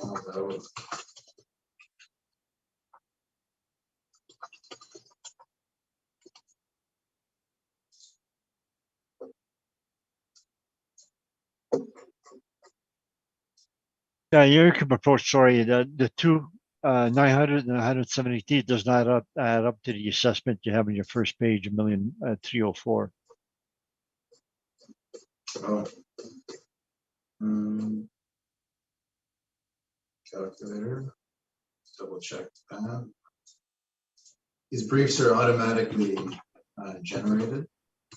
Are you making a recommendation to reduce commercial by 200,000? Hang So on. 1,131 plus the 173, is that what you're saying? Yeah, Yeah, that so comes to 1,304, and that's what the Matt has is the assessment at the first page. Yeah, that's what I do have.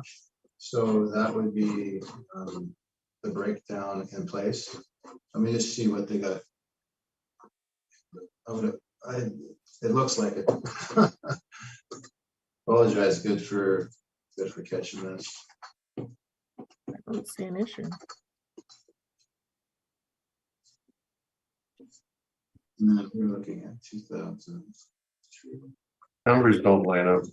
Yeah, the numbers don't line up.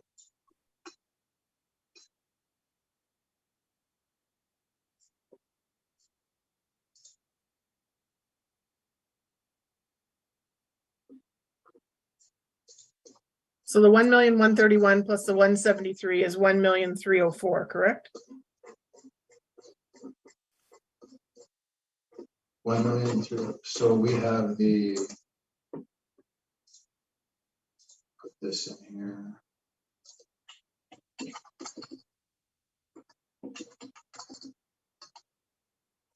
That lines up to 1,103,000 as per that workup. So I'll make, that's the workup that I'm showing.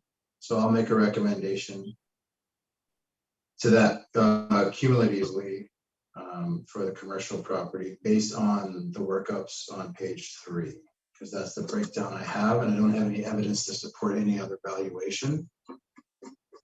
And so that number is lower than 1,304,000. That's found on page 1.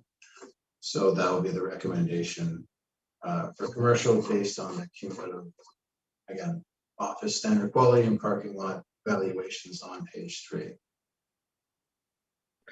So it's gonna be 930 plus one, what? Sorry, I'm confused again. Yeah, it'll be 930 for office standard quality, Okay. and then it'll be 173 for the parking.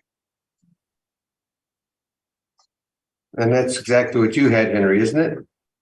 I have a 815 or 816 for the office, so we're closer. But not quite the same, yeah. So your rent is 928 now,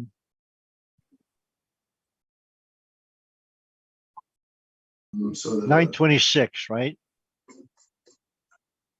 so Yeah, the rent On is page $9. 4. Yeah, that looks fine. That lines up with page 3 for the potential. Yeah, so we're very close on the rent now. Yeah. Because I'm at 907. Yeah. And So yeah, I'll definitely make that recommendation. That's what my workup says. That's all I have to support. what's your new total then? The new total inclusive of the apartments. Yeah,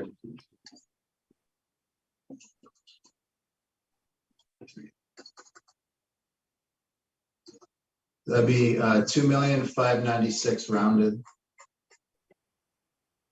and that's your rec. Yeah, total.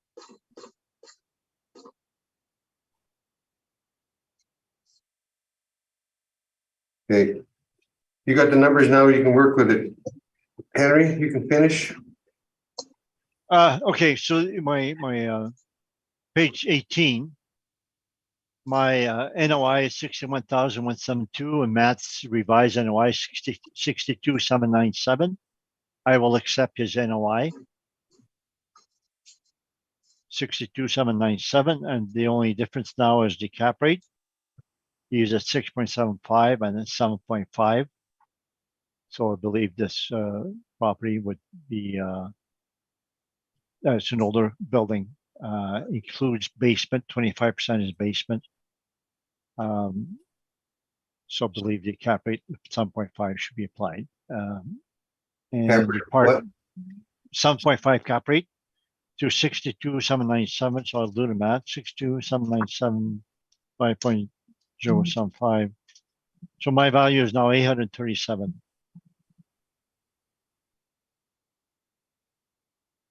For the office. But you had more than that before, No, I had 816, I think. Yeah, 816 before. or 816 before. Yeah, so his NOI is very close to mine. So I accepted his, and we're only difference now is the cap rate. And you're at 5.075 and he's at 6.75, correct? I'm 7.5. You're at 7.5, okay. I was trying to figure out how that number came up, all right. Yeah. And so your grand total now is? 837 for the office, Yeah, 173 for the parking. And apartment was 1030. So you want me to add all that up? 837 plus 3 plus 1030. 2,040,000. and he's at 2,019,000. Correct?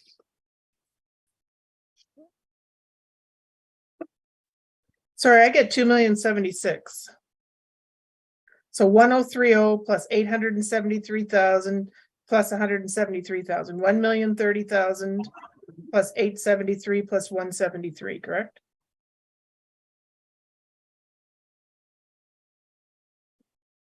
You're saying my total is different than what I gave you? So or- 1,030,873,000. Plus Oh, 100 837. 837, thank you. That's Yeah. where I'm messing up. Okay, Yeah, it's 2,040,000. yeah, Yeah, okay, 2,040,000, and the assessor, there's 2,596,000. okay, If you take his page Yeah. 3, add up those 3 values that he has, okay. I can do the Okay. maths again. Yeah, he's 2,596, you're 2,040. I got it now. Sorry. Is that it for your evidence now, Henry? Yes, that is, yeah. Mark, Matthew, questions? Just one thing I noticed, caretaking jumped quite a bit in 2020 on page 17. It was triple digits for 17, 18, and then 19 it went to 5,600, and then it went to 12,000. Give me detail on that.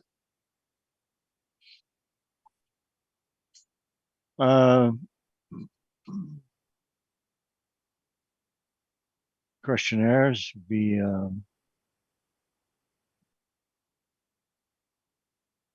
no, it's the financial statements that they have on page 25. The caretaker can change. Sometimes they take it off the rents, and sometimes they pay them directly. So we tend to go with actual on caretaker because it can change by how much you pay them on the rent. So that's what the financial statements indicate. And I did not do any further research on that. Okay, fair enough. And just to confirm, there wasn't any wages and benefits on line 18 involved in this property, or would that be included in management?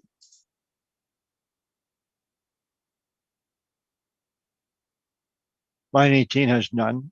It's a small apartment block. Small apartment blocks don't tend to have a leasing office with an on-site staff other than the caretaker. Okay, thank you. Those are my questions. Diane, any questions? I do not, thanks. Lori, any questions? I have none either, thanks.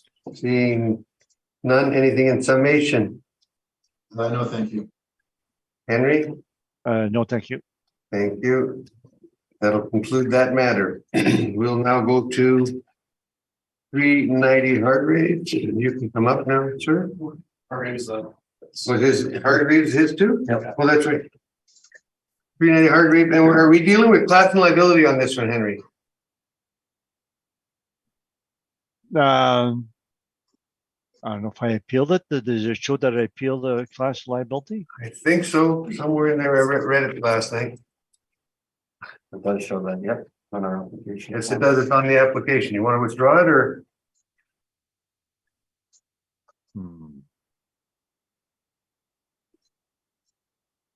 I guess if you haven't gotten the evidence, you'll be withdrawing it. But potentially one of those tenants would qualify, but I just asked for confirmation on class and liability. Confirmation on liability. And class that was appealed separately, so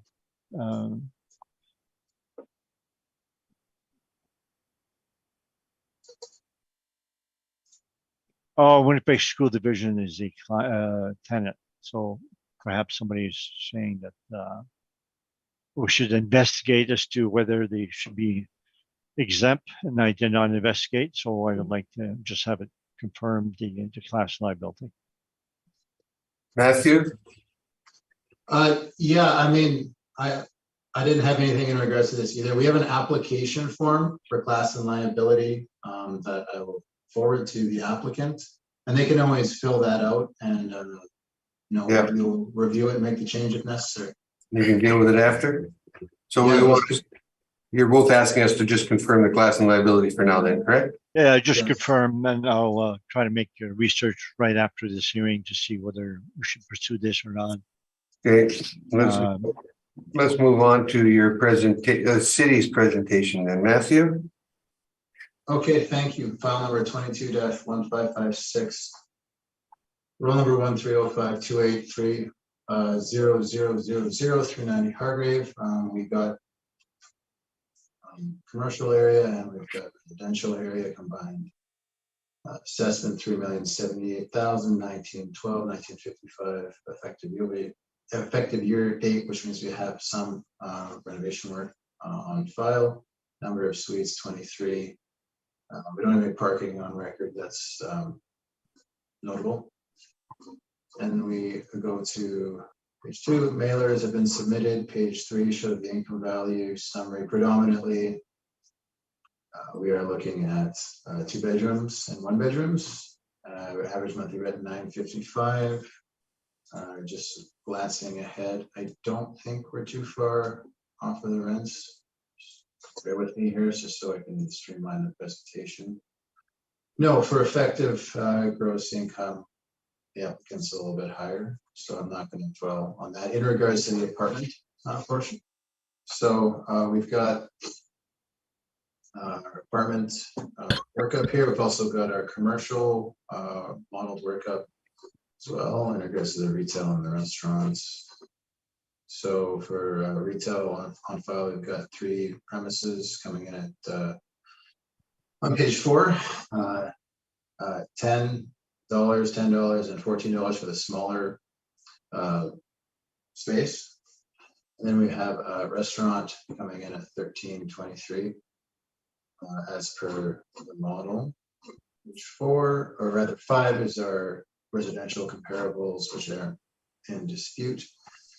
So I'm not going to dwell on them. We've got comparable leases here for commercial space on page 6, ranging from 7 is the lower one, and we've also got the other 4 more in the $12 to $14 range, which looking at our $10, $10, and $14 model rents, that's where those are coming from. Then we go to, our cap rate stuff is on page 7 and 8. Then we've got the, on page 10, we've got the mailer showing the income and expenses. And then we have our commercial rent roll on page 10. And let me just do a quick calculation in regards to, because it says retail net. One of this, it's occupied with a school, one of them. And then there's a retail gross rent and there's a retail net rent. So if we looked at the retail net rent, so they're renting it at $1,300 a month times 12 is $15,600 on the year.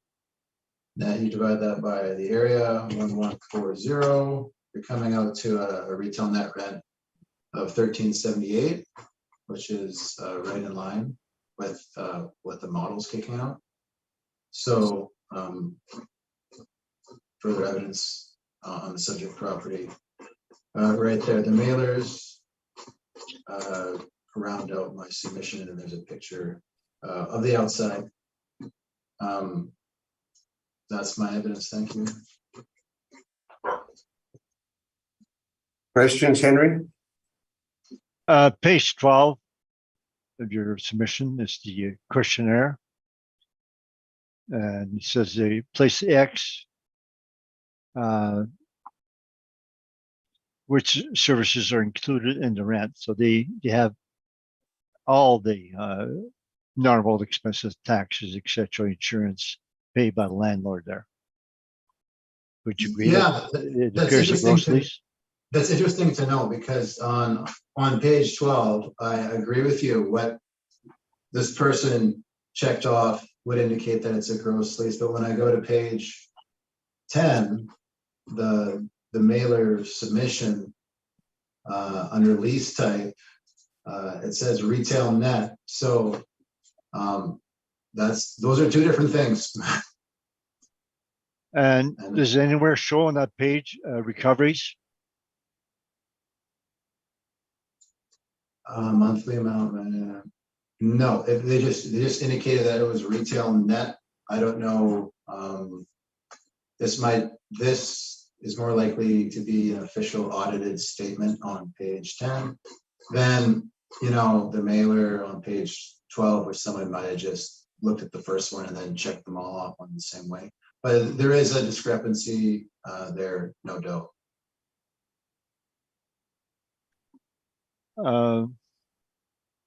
Your cap rates, page 8. So you show cap rates for office, industrial, retail, multifamily, hotel. Under retail, do you show anything for restaurant? Doesn't look like it. No, your income approach for a subject is page 3. You have 7.45% for the retail, Mhm. but only 5.85 for the restaurant. So why would you have a lower cap rate for a restaurant, which is more risky than retail? I don't have an answer for that. That would be the model. I'm admittedly not as versed in the commercial aspect, being predominantly an apartment assessor, but the modelers would have looked at the data and made that determination. But unfortunately, I can't present any information on that topic today. So would it be your personal opinion that the 5.85 cap rate on the restaurant is too low compared to retail? I wouldn't comment either way without looking at the data. That's all questions I have. Diane, any questions? I do not. Lori, any questions? Yeah, you may have mentioned this, but how many retail spaces are there? Well, what they're reporting on the rent roll, it says here, they've got three rented, but that doesn't mean it's just 3 spaces on file. What we have, sorry, that would be on page 4. And so it looks like we've got 3 retail spaces in a restaurant as per what we have on our record. Sometimes they only report, what the spaces that are filled up, and they would just leave they wouldn't type in the non-occupied spaces. So Okay, perhaps an inspection would be warranted if there's a disagreement there. I guess this hasn't been inspected then. Not lately. Okay, thank you. And I've got no questions. Henry, on with your presentation, please.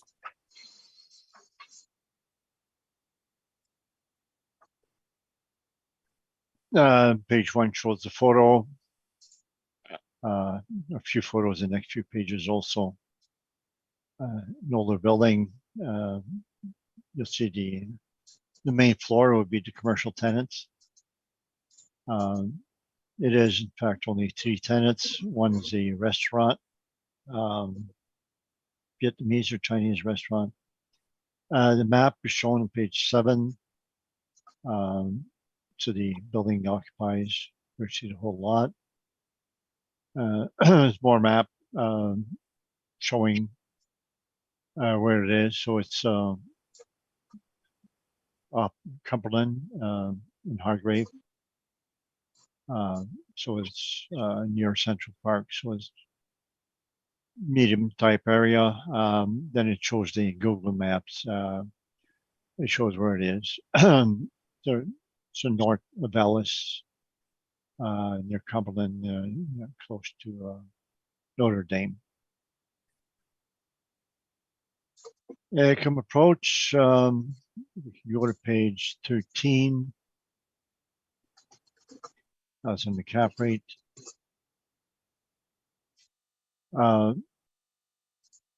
So it's the effective 1955.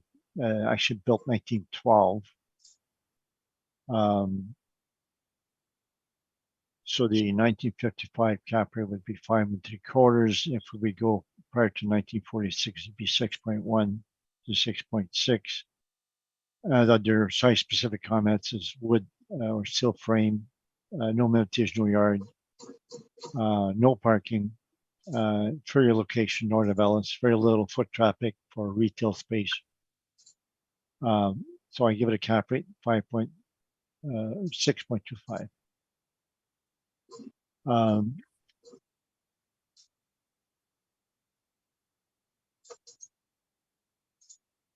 Now, the next page, page 14, top of the page is appears to be wrong. It says I accept the cap rate 8.4 in the retail and 7.0 on the restaurant. I think I probably took that from my 2020 report and forgot to change it.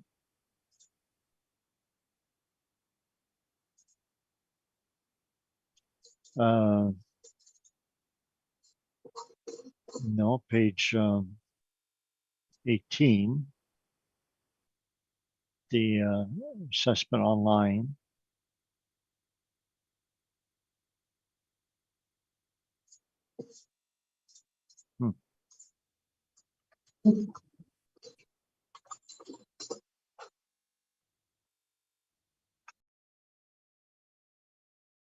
Yeah, those figures don't add up at all to what the assessor has.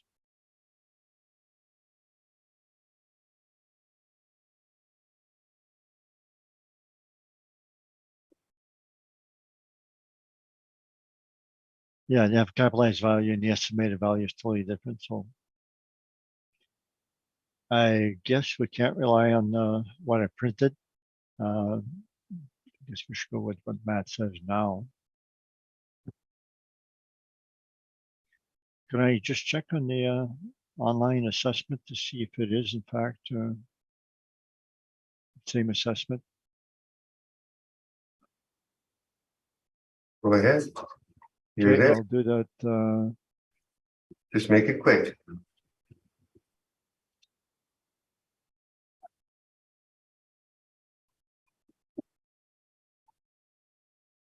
Current assessment shows 2155 residential, 923 commercial. And that's what the city's got today. Yeah, okay, that matches. So the what I copied there is wrong. So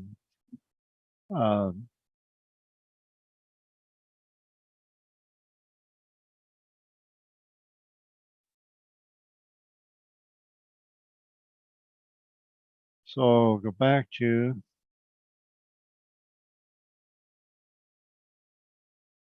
page 14. So you can disregard the thing on the commercial cap rate. And I say the landlord pays those expenses except hydro, and since there are some recoveries, they are semi-gross lease.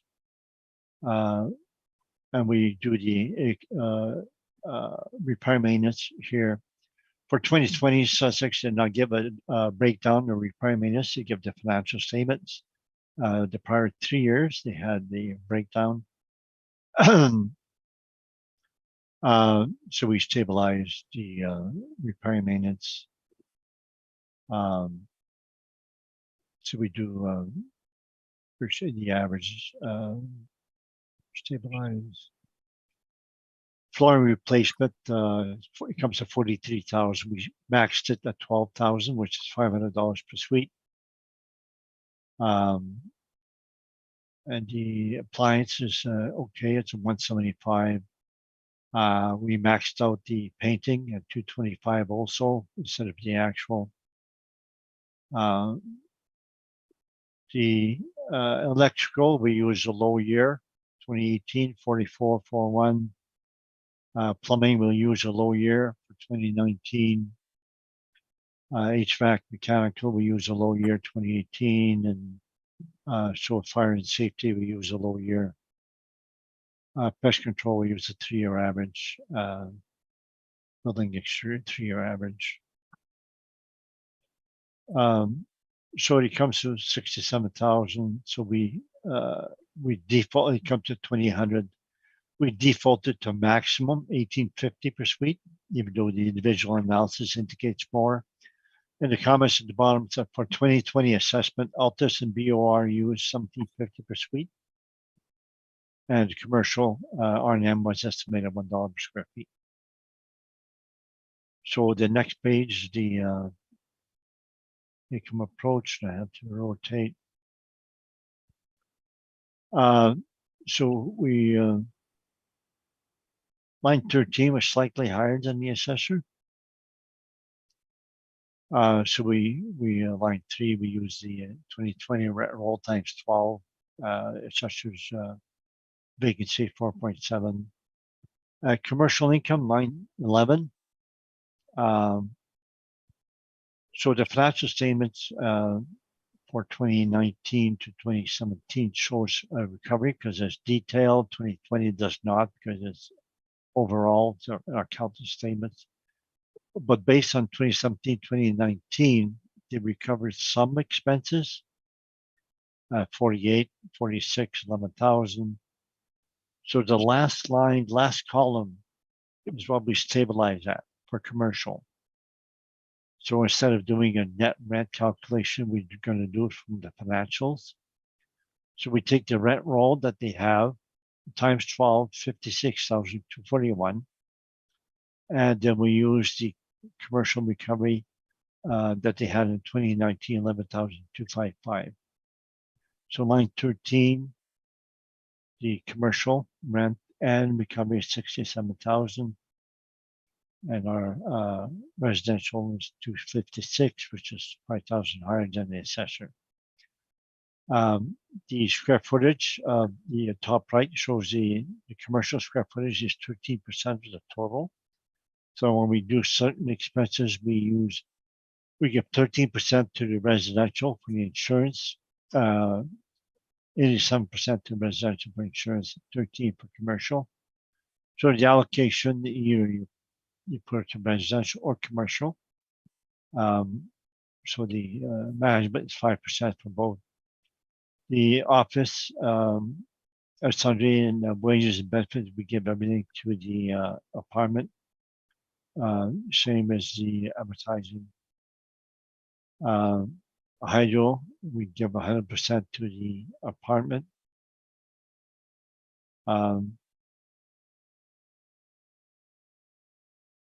Yet we stabilize it less. So I think we made a mistake there. We showed the hydro is actual 10,000 and we stabilized 87. So I think we went 87%. So we made an error. 1,300 of hydro disappears. If it's not in residential, it should be in a commercial. We did not put it in commercial. So we made an error there to our disadvantage. Gas and water, we do the 87, 13%. Our waste and snow, we go 87%, 13. Repair maintenance, we default at 1850, even though repair maintenance is much higher. The rents that they have, line 3 is 919 per suite, which is relatively high for a property effective age 1955. So part of the reason they have the high rent is because they have the higher repair maintenance. Wages, benefits, caretaking can be given everything to the apartment, and the taxes are calculated separately. They calculate at the bottom. We do the assessment times the mill rate, etc. So we stabilize both the residential and commercial from that. So the residential we give 6.25 cap rate, comes to value 1.752. We see versus the assessor 2155, which is accurate compared to the match report. The commercial, we come to a value of 422 versus 923 for the assessor. And that is based on site specific from the financial. So I believe that what we have is more accurate. And that's my report. Thank you.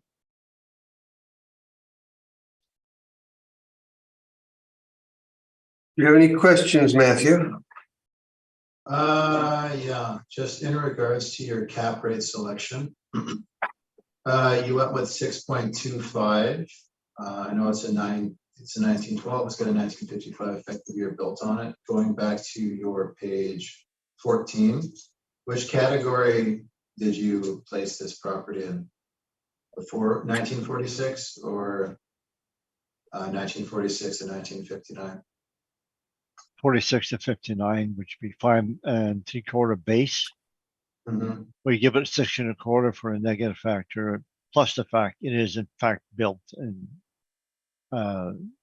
pre-1946, it built 1912. So it's still an older building, exterior, etc. Older floors or older structural. Have you Just inspected this property? not for this assessment, but way back, yeah. Okay, so basically what you, just to be clear, you've taken a 5.75 cap and you've added a 0.5 premium based on the chart at the bottom of page 14. So when I'm looking at page 15, what I'm seeing is it looks like they've been doing a whole lot of capital repairs.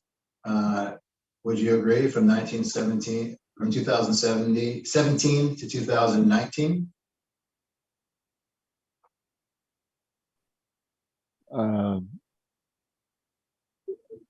Yeah, I excluded a lot of the repairs they did 2017, 18, 19. So they have a lot of flooring. So I went to the apartments. A lot of painting, and we maximized that.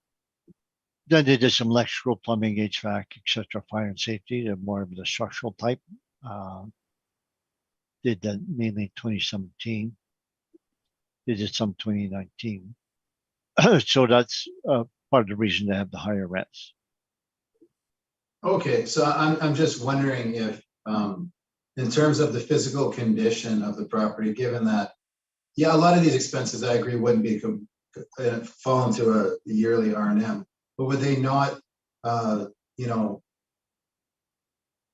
know, push against the 0.5 point premium that you applied to this property based on its age and condition? It still has the negative factors that they have to live with. These negative factors. No parking, still wood, steel frame, still an old 1912 building structurally. Still have the inferior location north of Ellis. So they done some renovations for the suites. They have some high rents now. Could be an extra risk too. Can they sustain the high rents at that particular location with those factors?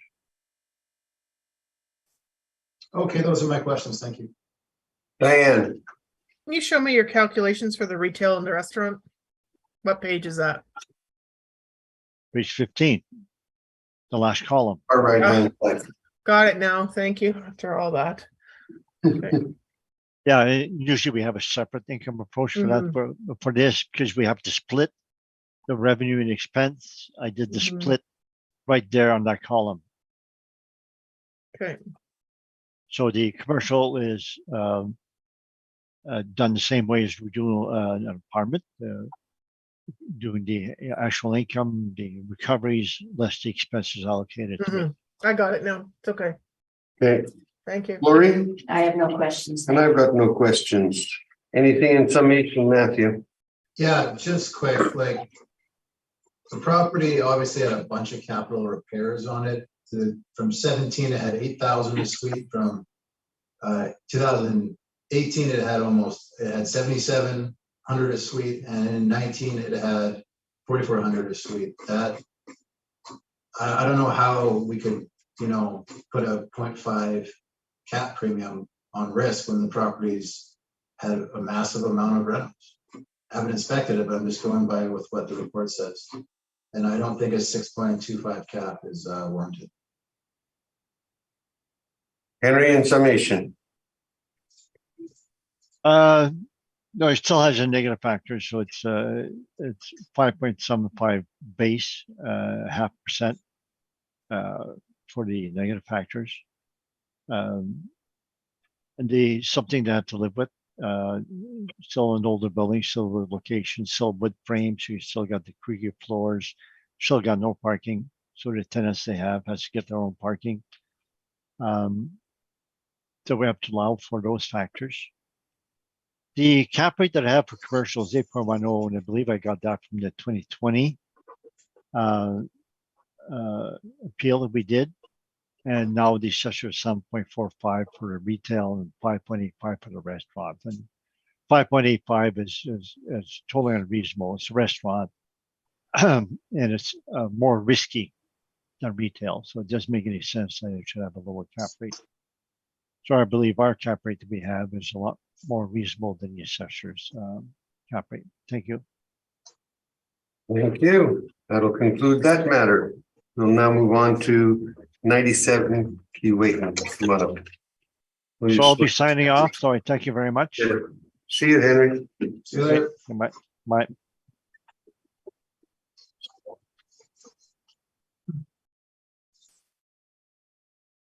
Oh, you're looking there.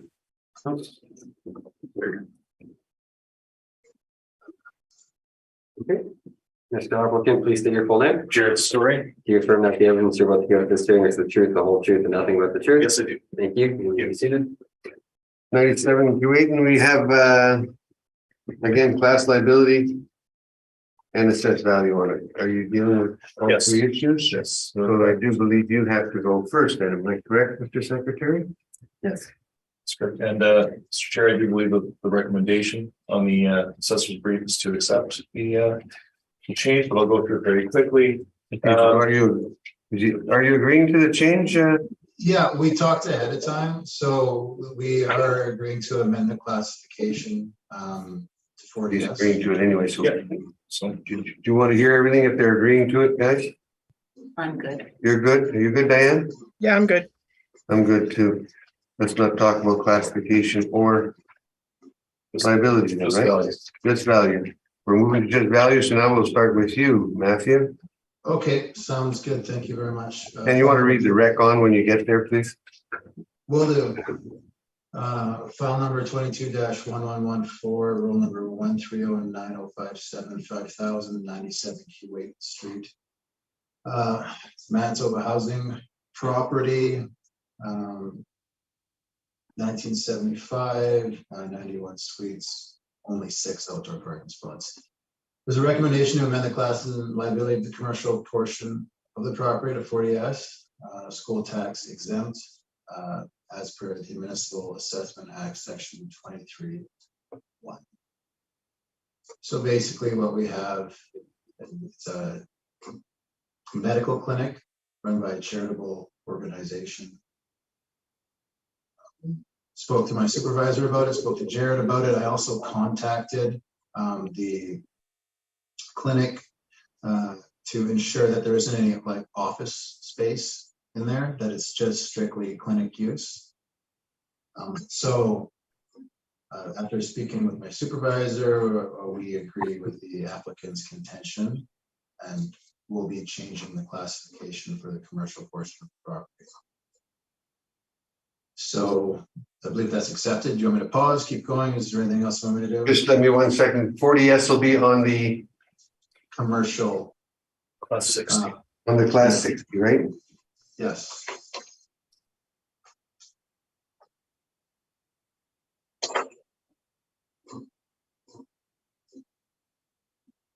So carry on. Okay, thank you very much. So it's a housing property. Been handing their mailers in. Income expenses on page 3. You see our workup. You know, let me just glance ahead to the applicants quick. I don't believe.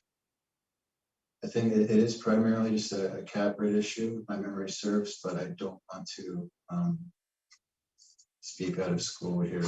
Just so I streamline my presentation, you don't have to hear me talk about something that isn't really in dispute. Sorry, better rotate.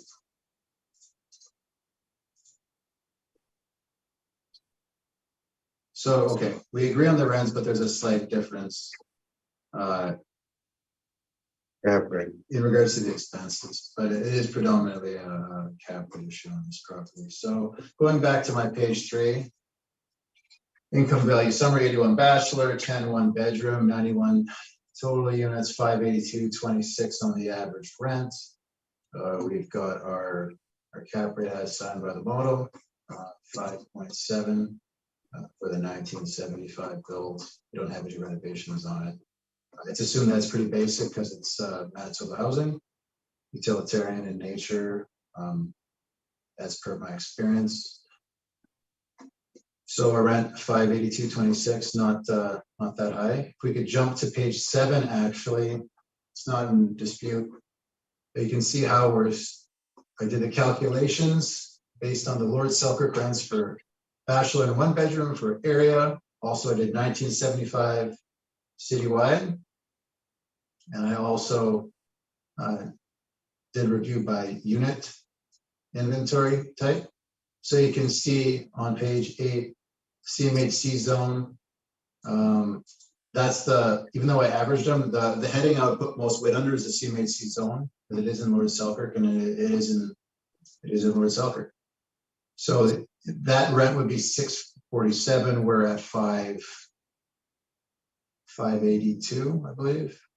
So that portion encapsulating the physical asset is captured in the lower rents. There wasn't an additional adjustment made on cap because that would be double counting. So model cap was used. Then you have the commercial rent on the commercial leases on comparables on page 6. I didn't have a lot of time to work on this one, so I just pulled the ones of a similar square footage. But this square footage is even smaller at 888. So at 1835, typically as the unit gets smaller, the rents go up. But again, it is in the Lord Selkirk. These ones are on Sergeant Sherbrooke. It was tough finding comparables for this, to be honest. Luckily, it's not much in terms of the overall assessment, and it is now school tax exempt.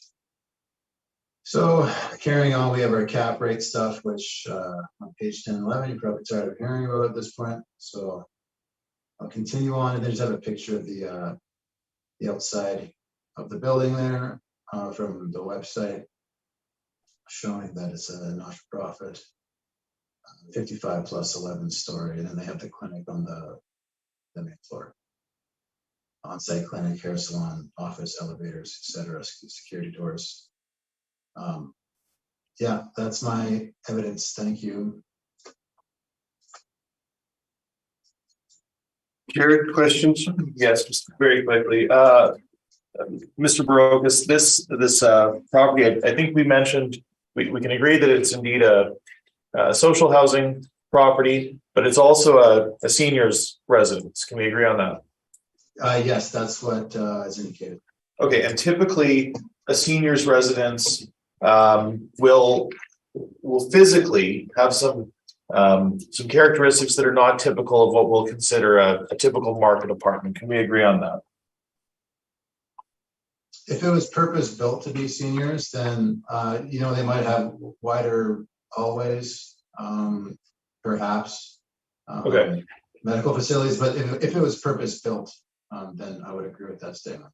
Okay, and then we can agree, I think, that the suites are very low compared to the appetite in the market. The suites are between 379 square feet, which are very low, and then 506 square feet. Is that correct? Yes, 100%. That's captured in the rent and seen on page 14 for those square footages. Okay, perfect. And then the parking, there's only 6 stalls for 91 units, and that would be an incurable deficiency with this property, would it not? I don't have a site plan in front of me, but that's definitely a negative. Okay. And then just very quickly, so we can point out then the rents are fine. They're typically for social housing. The city's applying something like 75 to 80% of CMHC per area. Is that fair? Well, it also depends on what kind of condition they're in. Right. Okay, so condition is considered. That's fine. We're not arguing rent, so that's okay. But the gross floor area per unit, I see is erroneously stated at 720 feet on page 5, and that's likely because we're taking the gross floor area and simply dividing by the number of units, correct? Yeah, it's not reported wrong. It's just gross, not net. It's not a reflection of overall suite size. Okay. We include common areas, etc. Okay, but I should back up a little bit. Everything on the workup is model derived, correct? Yes. So everything that's entered into the model, but the characteristics of the property effectively should affect the output. So does having the wrong square footage on a per unit basis affect the model negatively? It doesn't have the wrong square footage. That's gross. That's inclusive of common areas. So it takes the total square footage of the building, inclusive of, say it has an office, space, hallways, common area, lobby. The actual square footage and the rents are not in dispute unless something's changed. They're very small, 379 to 404. And then 506 square feet. And we're quite low. We're about very low, below market rents. So okay, no, I understand that, but you are saying that the gross floor area per unit, you're saying it's gross, but then effectively what you're doing is taking, or what the model is doing is taking the space from the common areas and other parts of the building and suggesting that is indeed part of the unit size, but that's not correct as we've established. Yeah, that's one of the drivers, but we also have a metric called income quality, and this one's dropped down as low as possible. Okay. To take that kind of thing into Right. consideration. We know they're not big. So if we take the income quality and put it all the way down, shouldn't be, if we're, you said something about double counting, but if the income quality in a property is very low, then wouldn't that indicate to you that from an investment perspective, that would be a very high risk investment? Well, that affects, so what that does is that changes the rent that's assigned by the model. And it also adjusts the expense ratio. So in that respect, so it lowers the rents, and then it also, it's a way to account for condition under the heading of income quality. Okay, so what input would have to change in the model in order to adjust the cap rate, or is that all primarily age? Well, as far it's done by the model, but as far as I know, they look at the property inventory, and that includes property record. So that would include like the area the property's in, the size of the property, how old it is. Okay. For example, I'm not privy to the details, unfortunately. I'm sure we'd all like to know what those are. But that is what is taken into account with the actual attributes on the property register. Gotcha. So this is in Weston. This is at the corner of this would be Pacific Avenue West and Q8. Can we agree that would be an area that might have some concern for private development? Let me pull this up here. So you're saying CPR town. Most of the buildings here are built before 1960. Okay. So yeah, I mean, like if this building was, plunked into perhaps a more desirable location. Yeah. I'm sure it would be assigned. The model would assign a different cap rate. Okay. So it's area specific, so that's baked in to the model. Okay, and then just to switch over very quickly, because we think everything's fine on the apartment side except for the cap rate. We think the cap rate is slightly too low. But if we go to the retail side, I do see a fairly high cap rate on retail. So in terms of the modeling, it's hard for me to sort of understand why the cap rate on the retail side is so high, but then the cap rate on the apartment is kind of in the middle of what we're typically seeing, that 5 to 6% or something like that. Do you have any insight into that? I do not. Okay. Any submission, and this will carry forward to the next property, we won't be talking about retail, but for this expense ratio, non-recoverables, there's no city submission to support the position. Is that fair? Yeah, I don't have anything in my. Okay, that's fine. And then in terms of the rents, did you pick these ones, I'm guessing? I did. I wasn't able to take a lot of time on this property, unfortunately. You and I actually probably communicated that to you. Yeah, no, that's fine. Yeah, that's I just pulled the rents as best as I could. There wasn't a lot to pick from. Yeah, no, I agree with you. But just very quickly, so the board is aware that first lease is very short and it's a former bank building, good quality building, and it has parking. Are you aware of that? I don't know the details in regards to these leases Okay. other than what's shown on page 6. Okay, but 1, 2, and 3 have parking, and number 4 is the nurse. Well, you can tell us that. in Okay, that's fine. presentation. Well, He's not these are gonna his answer the comps, so question. Yeah, well, he said Oh, he doesn't know. it's Okay. what's on the paper. Yep. So let's move on. Okay. I think those are my questions. Thank you. Do you have, Diane, any questions? I do not. Lori, any questions? I have none. And I have none. Let's move on with your presentation. Thanks, sir. Okay, so here we are at 97 Kuwaitan Street. It's an 11-story masonry structure. It's on the east side of Kuwaitan, the southeast corner of Alexander and Kuwaitan. So it's between Pacific West and Alexander. The property was built in 1975. It's being used as a seniors residence. The property has an inferior suite mix with 81 bachelor suites and 10 one-bedroom suites. There are only 6 parking stalls on the site, and they are indeed at the back of the back of the building. So between the actual the clinic on the main floor and the apartment, there's a very limited parking. So again, we are predominantly arguing the cap rate here. The city has applied 5.7. We're suggesting 6.25. Again, it's social housing. The property is 47 years old. There's no history of economic profit. There's an inferior suite mix. The condition would be considered inferior, and the degree of building would be considered utilitarian. So again, we're adjusting from our baseline up to 6.25%. And this will follow through to the next property as well, Mr. Chair, but I have included our information on affordable or social housing. The Manitoba Municipal Board Order 02330 talks about low investment grade apartments warranting a higher yield overall in conventional apartment properties based on their nature and the higher degree of risk. So that is all included here at the back of both of these social housing briefs, and I would implore you to read them. They do support our request for a higher than market cap rate. So that is effectively the crux of our issue here on the apartment side. So when we apply our 6.25, we come to 4,245,000 on the multifamily side. Very quickly, we're not far off on the retail, but I have provided some rental comps. They're in better areas. They have parking. They're available for you to view on page 12. There's a mix of medical, pharmacies. There's a chiropractor in there. But suffice it to say that when we take these rents together, we have an average of $13.44 and a median of $13. So we've applied an overall net rent to $13.50. The rent on the main floor of the now exempt portion is indeed gross, so we had to look to the market. I will suggest these are slightly superior, but we're comfortable at $13.50. We've provided the board with our non-recoverable study, so we do continue to apply an effective reduction to the effective gross income of 7% to account for non-recoverables as well as the structural reserve.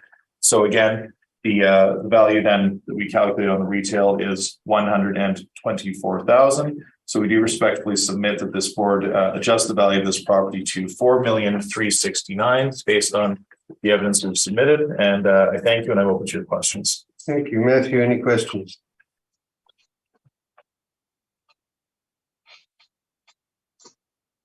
Okay. Have you inspected this property? No, I haven't inspected it, but I have gone through the reports on it. I'm familiar with it. It's a little difficult given the time constraints we have, but also the fact that we're sort of in a pandemic looming. It's a bit sensitive to go into a senior's residence at this time. But no, I haven't inspected it. Okay, fair enough. And then so this is a 55 plus seniors residence. I noticed just in regards to you submitted an order here at the back, starting on page 19, in regards to low grade and residential investment budget housing. Now the property under review here, was this a 55 plus high rise? This is a 55 plus high rise. Yes, it's 11 stories. Yes. So on page, just the order that for the hearing that from 20 years ago you brought in, starting on page 19. This was in regards to actually a property that's in the same neighborhood. This would be Blake Gardens, would it not? Sure, but that's the point of showing this this order is to show that the leading methodology or the guiding order on dealing with social housing is that we take what we'll call a market cap rate and then adjust upward for the factors. I'm happy to go through this in detail, but I understand we're trying to sort of be expedient. But no, this board order states quite clearly that deriving appropriate capitalization rates, there's uncertainty inherent in the subject's net income, and it's actually it's almost the same argument that the assessment department is making today, that if you reduce the market rents, then you've accounted for the increased risk. But the board has actually found that was not appropriate, and that these properties do constitute a higher risk investment, and therefore the capitalization rate should also be adjusted. I've also included at the beginning of that, right before that order, the piece that goes into our social housing briefs, comments from Holton, from Valuation and Market Studies for Affordable Housing. That's put up through the Appraisal Institute, and he suggests the same methodology is appropriate. So I do feel comfortable that this is the appropriate way to treat these properties. They do constitute a higher risk, and it's not simply enough to apply a lower market rent, for example. Okay, but just you would agree in terms of clientele and the physical nature of Lake Gardens versus 97 Key Waiton, they are different operations. Well, I haven't looked at the subject property that the order is speaking to. The order is speaking to the appropriate methodology for dealing with social housing. Okay, fair enough. Those are my questions. Dan, I have no questions. Thank you. what do you, Lori? Same, no questions. And I've got no questions. So that'll conclude open summation. No, thank you. Nothing. Thank you. That'll bring us to item number 1, and you drop to the bottom, which will be 45 Strathcona Street. We were just dealing with assessed value in this one, correct? Only the cap rate on the apartment side. The exempt section is not in dispute, so we're only talking about the cap rate. So you just want to talk about cap rate on the residential side. Precisely. That's all you got to concern with. Matthew? Lock and load. Sounds good. I will streamline my brief in that direction. Just let me take a quick look over this. Okay, thank you very much. File number 22-160414092771800 45 Strathcona. Manitoba Housing. The residential cap is what's in dispute. There's an exempt institutional portion, so that's nothing we're going to talk about. The property description is found on the bottom of page 111, story 1986, 124 suites, 44 outdoor parking spots, construction class C masonry bearing walls. Request for income information on page 2. We're handing out stuff, and income workup is on page 3. We have a 5.2 cap on the apartment side of the coin. So we got 56 1 bedroom, 53 2 bedroom, 15 3 bedroom units. That's the physical nature of the property, 1986. Yeah. So again, page 6, these are the rents workup I did using the CMHC zone year and building count compared to the model rent. See that we're only coming to about 76.62% of the model rent in order to try to capture the physical nature of the property, given the fact that it's utilitarian, assumed utilitarian in nature, being that it's housing, and capture all that goes along with it. Tables are on page 8 and 9.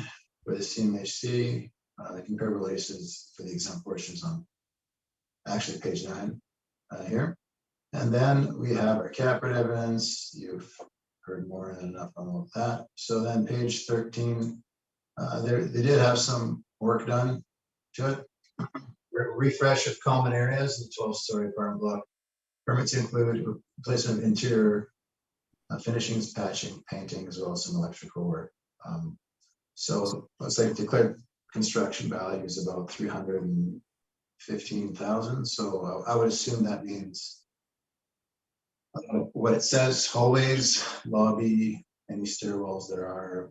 So they cleaned them up, but that was about 12 years ago. So they're not just letting it fall apart, but that permit was from a while ago. So as for the model, we have a 5.2 cap. That's my evidence. Thank you. Questions? Yes, thank you. Mr. Brogus, have you inspected this property? I have not. No, okay. Now there are indeed 3 buildings on this property. You're aware of that? I'd have to look at an aerial, but I'll take your word for it. Okay, but you're only showing one, so you're not aware that there's 2 towers and then an older row house on this parcel, correct? Let me pull up. He shows 3 buildings. Do I not show 3 buildings? There are 3 buildings. I want to make sure that you're aware of it, because I'm looking in your brief and I only see the one. Are you talking from the picture on the outside? I just would have taken that from. Okay, no, that's fine. But we can agree that there's 2 towers and then there's an older row house. And this forms, let's call it a family housing compound. Is that fair? Yeah. That's why there's a gate here. Looking at the exterior aerial, I can see that there are 3 buildings. Yes. Okay. Now in terms of the condition, I'll speak to in my presentation. You've got 124 suites with 41 parking stalls. That's a relatively low parking ratio for a high-rise tower, is it not? Yeah. Okay. And then that cap rate of 5.2%, I'm assuming that's model derived, correct? Yes, it is. Okay. And can we agree then that having multiple buildings, particularly an older row house on site, would constitute a different investment opportunity, potentially one that's more risky? Is that fair? Yeah, potentially. Okay. I mean, looking at this cap rate at 5.2, it could be a bit low. Okay. I think maybe more in the 5 3/4 range would probably be appropriate off the top of my head. But I didn't have really. I'd have to take a look at the interior. Okay, and then you have this permit from 2010. That's despite the fact that's clearly a long time ago, and it's not a terribly high permit value given the size of this property. You're aware then that there are no other permits issued since this time, correct? I mean, it's not as old as that order you brought in, but it's it's the permit. The permit is the most recent refresh I could find. Okay. Are you aware of a more recent permit or a more recent order that talks about how we ought to treat social housing, or can we agree that that's still the guiding principle that we're? Well, I mean, I wouldn't agree with that. I mean, you guys have gone to hearing on renovated taxes a few times after the board said no, so it's not like either party exactly agrees with the Munich board all the time. Okay. So you don't agree that we ought to apply a cap rate premium to social housing based on the board order or the evidence from Polson that I've submitted. Is that fair? Well, definitely not carte blanche without doing an inspection. Okay. Okay. Those are my questions, Mr. Chair. Thank you. Diane, any questions? I do not. Lori, any questions? No questions. And I have no questions. On with your presentation. Thank you, sir. Okay, so once again, we've established this is a housing resource, 45 Stadacona. It has 3 buildings on site. It has a 2-story row house, which I'm showing here, older wood frame stucco exterior, next to the towers. Now, we have photos in this brief that'll show you the interior condition. And we also have one of the agents in our office recently visited this property. I can assure you that this property is in objectively poor condition. It needs a great deal of work. So just to cut to the chase here, we are suggesting that the cap rate ought to be 6.5% based on the degree of work that is required. I have photos. I think they'll tell you the story. You can see that's at the back of my brief. The property is in objectively poor condition. It does require a great deal of work. Once again, I have newer photos that didn't make it into evidence because there's right next to the row house. There's another row house on Talbot, and the photos from this inspection went into the Talbot folder. But I have reviewed them, and I can suggest to you that these photos represent the condition of the interior of this property. So with that being said, it does seem like that cap rate is a touch high at 6.5. However, when we look at a property of this size and the work required, and what sort of investment opportunity it might present to the open market, as is our the nature of our experiment today, 6.5 is reasonable. I also note that in the city's valuation of income producing properties, they do suggest they're presenting the 20th and 80th percentile today, but they do suggest the cap rates fall between 3.84 to, I believe, 7.4. So condition obviously is a major concern. So when we take that into consideration, 6.5 is not out of bounds. So with that, we're again not disputing the institutional value. But our capitalized value on the multifamily comes to $9,613,000. So we do respectfully submit that the value not exceed $10,103,000 for this cycle. And that is my presentation. Do you have any questions, Matthew?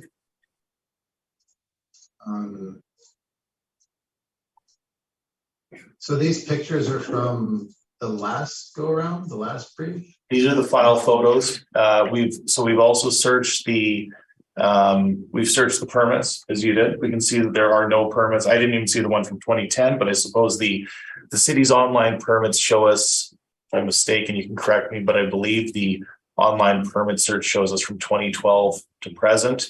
And I've also read condition reports, general condition comments about this property. And Mr. Navarro from our office was there this summer. I believe it was this summer. And so those are the issues with the condition of the property. So there's a two-pronged effect here. We do have the adjustment for social housing, but we're also considering that this property is in objectively poor condition. Okay, so then looking at the other pictures, all the suites look like this. It's just hard to tell with whatever. Yeah. Filter. No, it's a good question. So I know that we were in the townhouse and the tower, but I'm not going to suggest that he went through every suite, but we do know that this property does require a great deal of work. So yeah, that's the best I can answer you. Okay, fair enough. I just know sometimes like they only get to fixing them up when a tenant moves out. So I'm just wondering if there's any suites that have had sometimes they'll like replace the cabinets or flooring, not to like a upgraded extent, but so that they don't look as rough as this. Are you aware of that going on at all? Yeah. So what I can tell you is obviously all of these properties operate at a deficit. In terms of the investment per door, it would be. Pardon? Losing you, sorry. Oh, sorry. Can you repeat what you said? Yes, I'm suggesting that there's been minimal investment per door. I don't know if I think that typically what we're seeing here is replacement. This property in particular, it does sort of there's a great deal of wear and tear on it, shall we say. Okay, thank you. Okay, and just for your cap, so your base cap for 86 is 5.25, and so you put basically a point and a quarter on top. Do you think that's a lot? Well, that's pretty heavy adjustment. Well, actually, no, I think it's reasonable. Now, the other thing is, remember, we have a row house here as well. Typically, well, I guess it's a couple cycles ago now, but the assessment department recognized that row house, I think you even mentioned in one of the earlier files that row houses do typically have a greater degree of, or higher maintenance schedule. They have individual HVACs, more infrastructure to deal with. So that would typically carry a higher cap rate. I think you were mentioning something with that respect regarding Southfield. And I don't disagree that a row house, a carriage house, a townhouse would typically carry a higher degree of risk based on its maintenance profile. Now, in terms of this property, if we're looking at a high rise that's 5.25. Again, that's considering a good location, that's considering good condition, that's considering a history of economic profit. And that's why the board order that I mentioned talks about these properties being built to a utility grade standard, we'll say, and facing some of the challenges that they do. They're not built to compete on the open market, so they have deficiencies that would translate to a higher risk profile in our context here, where we look at them and how they might be viewed on the open market. So it seems high based on the fact that it's if we were looking at a regular apartment, but we're not. We're looking at a social housing complex with multiple buildings that requires a great deal of work. So with all of that taken into consideration, I think that the adjusted cap rate adequately reflects the nature of the subject. Okay, yeah, and I get your comments in regards to the townhouse aspect. I know have we not been negotiating townhouses in the 5.5% to 6% range though? For this cycle? I think townhouses at a base level should be at a 6% typically, but again, social housing is a little different, and of course all of our negotiations are without prejudice, so I'm not speaking to that, but if there are I think townhouses should have an elevated risk. This has a high rise as well. We're accounting for that. But there's an issue with the condition of this property, and I think that's been asked and answered. Yeah, definitely. And just in the physical nature of this property, there isn't this property, it's all 1, 2, 3 bedroom breakdown of the total. Would you say that's a good mix in that there's no bachelors? The suite mix actually is not a problem in this property. So what we're seeing in this cycle is the tenant preferences have shifted towards having more amenities and having more space. Now, obviously that's amplified by COVID, but that was a pre-existing trend. But I don't see an issue with the suite mix in this property. Contrasted especially with the previous property we looked at on Keyway, which has a very poor suite mix, which we spoke to. So we've been consistent in our treatment of these properties from that perspective.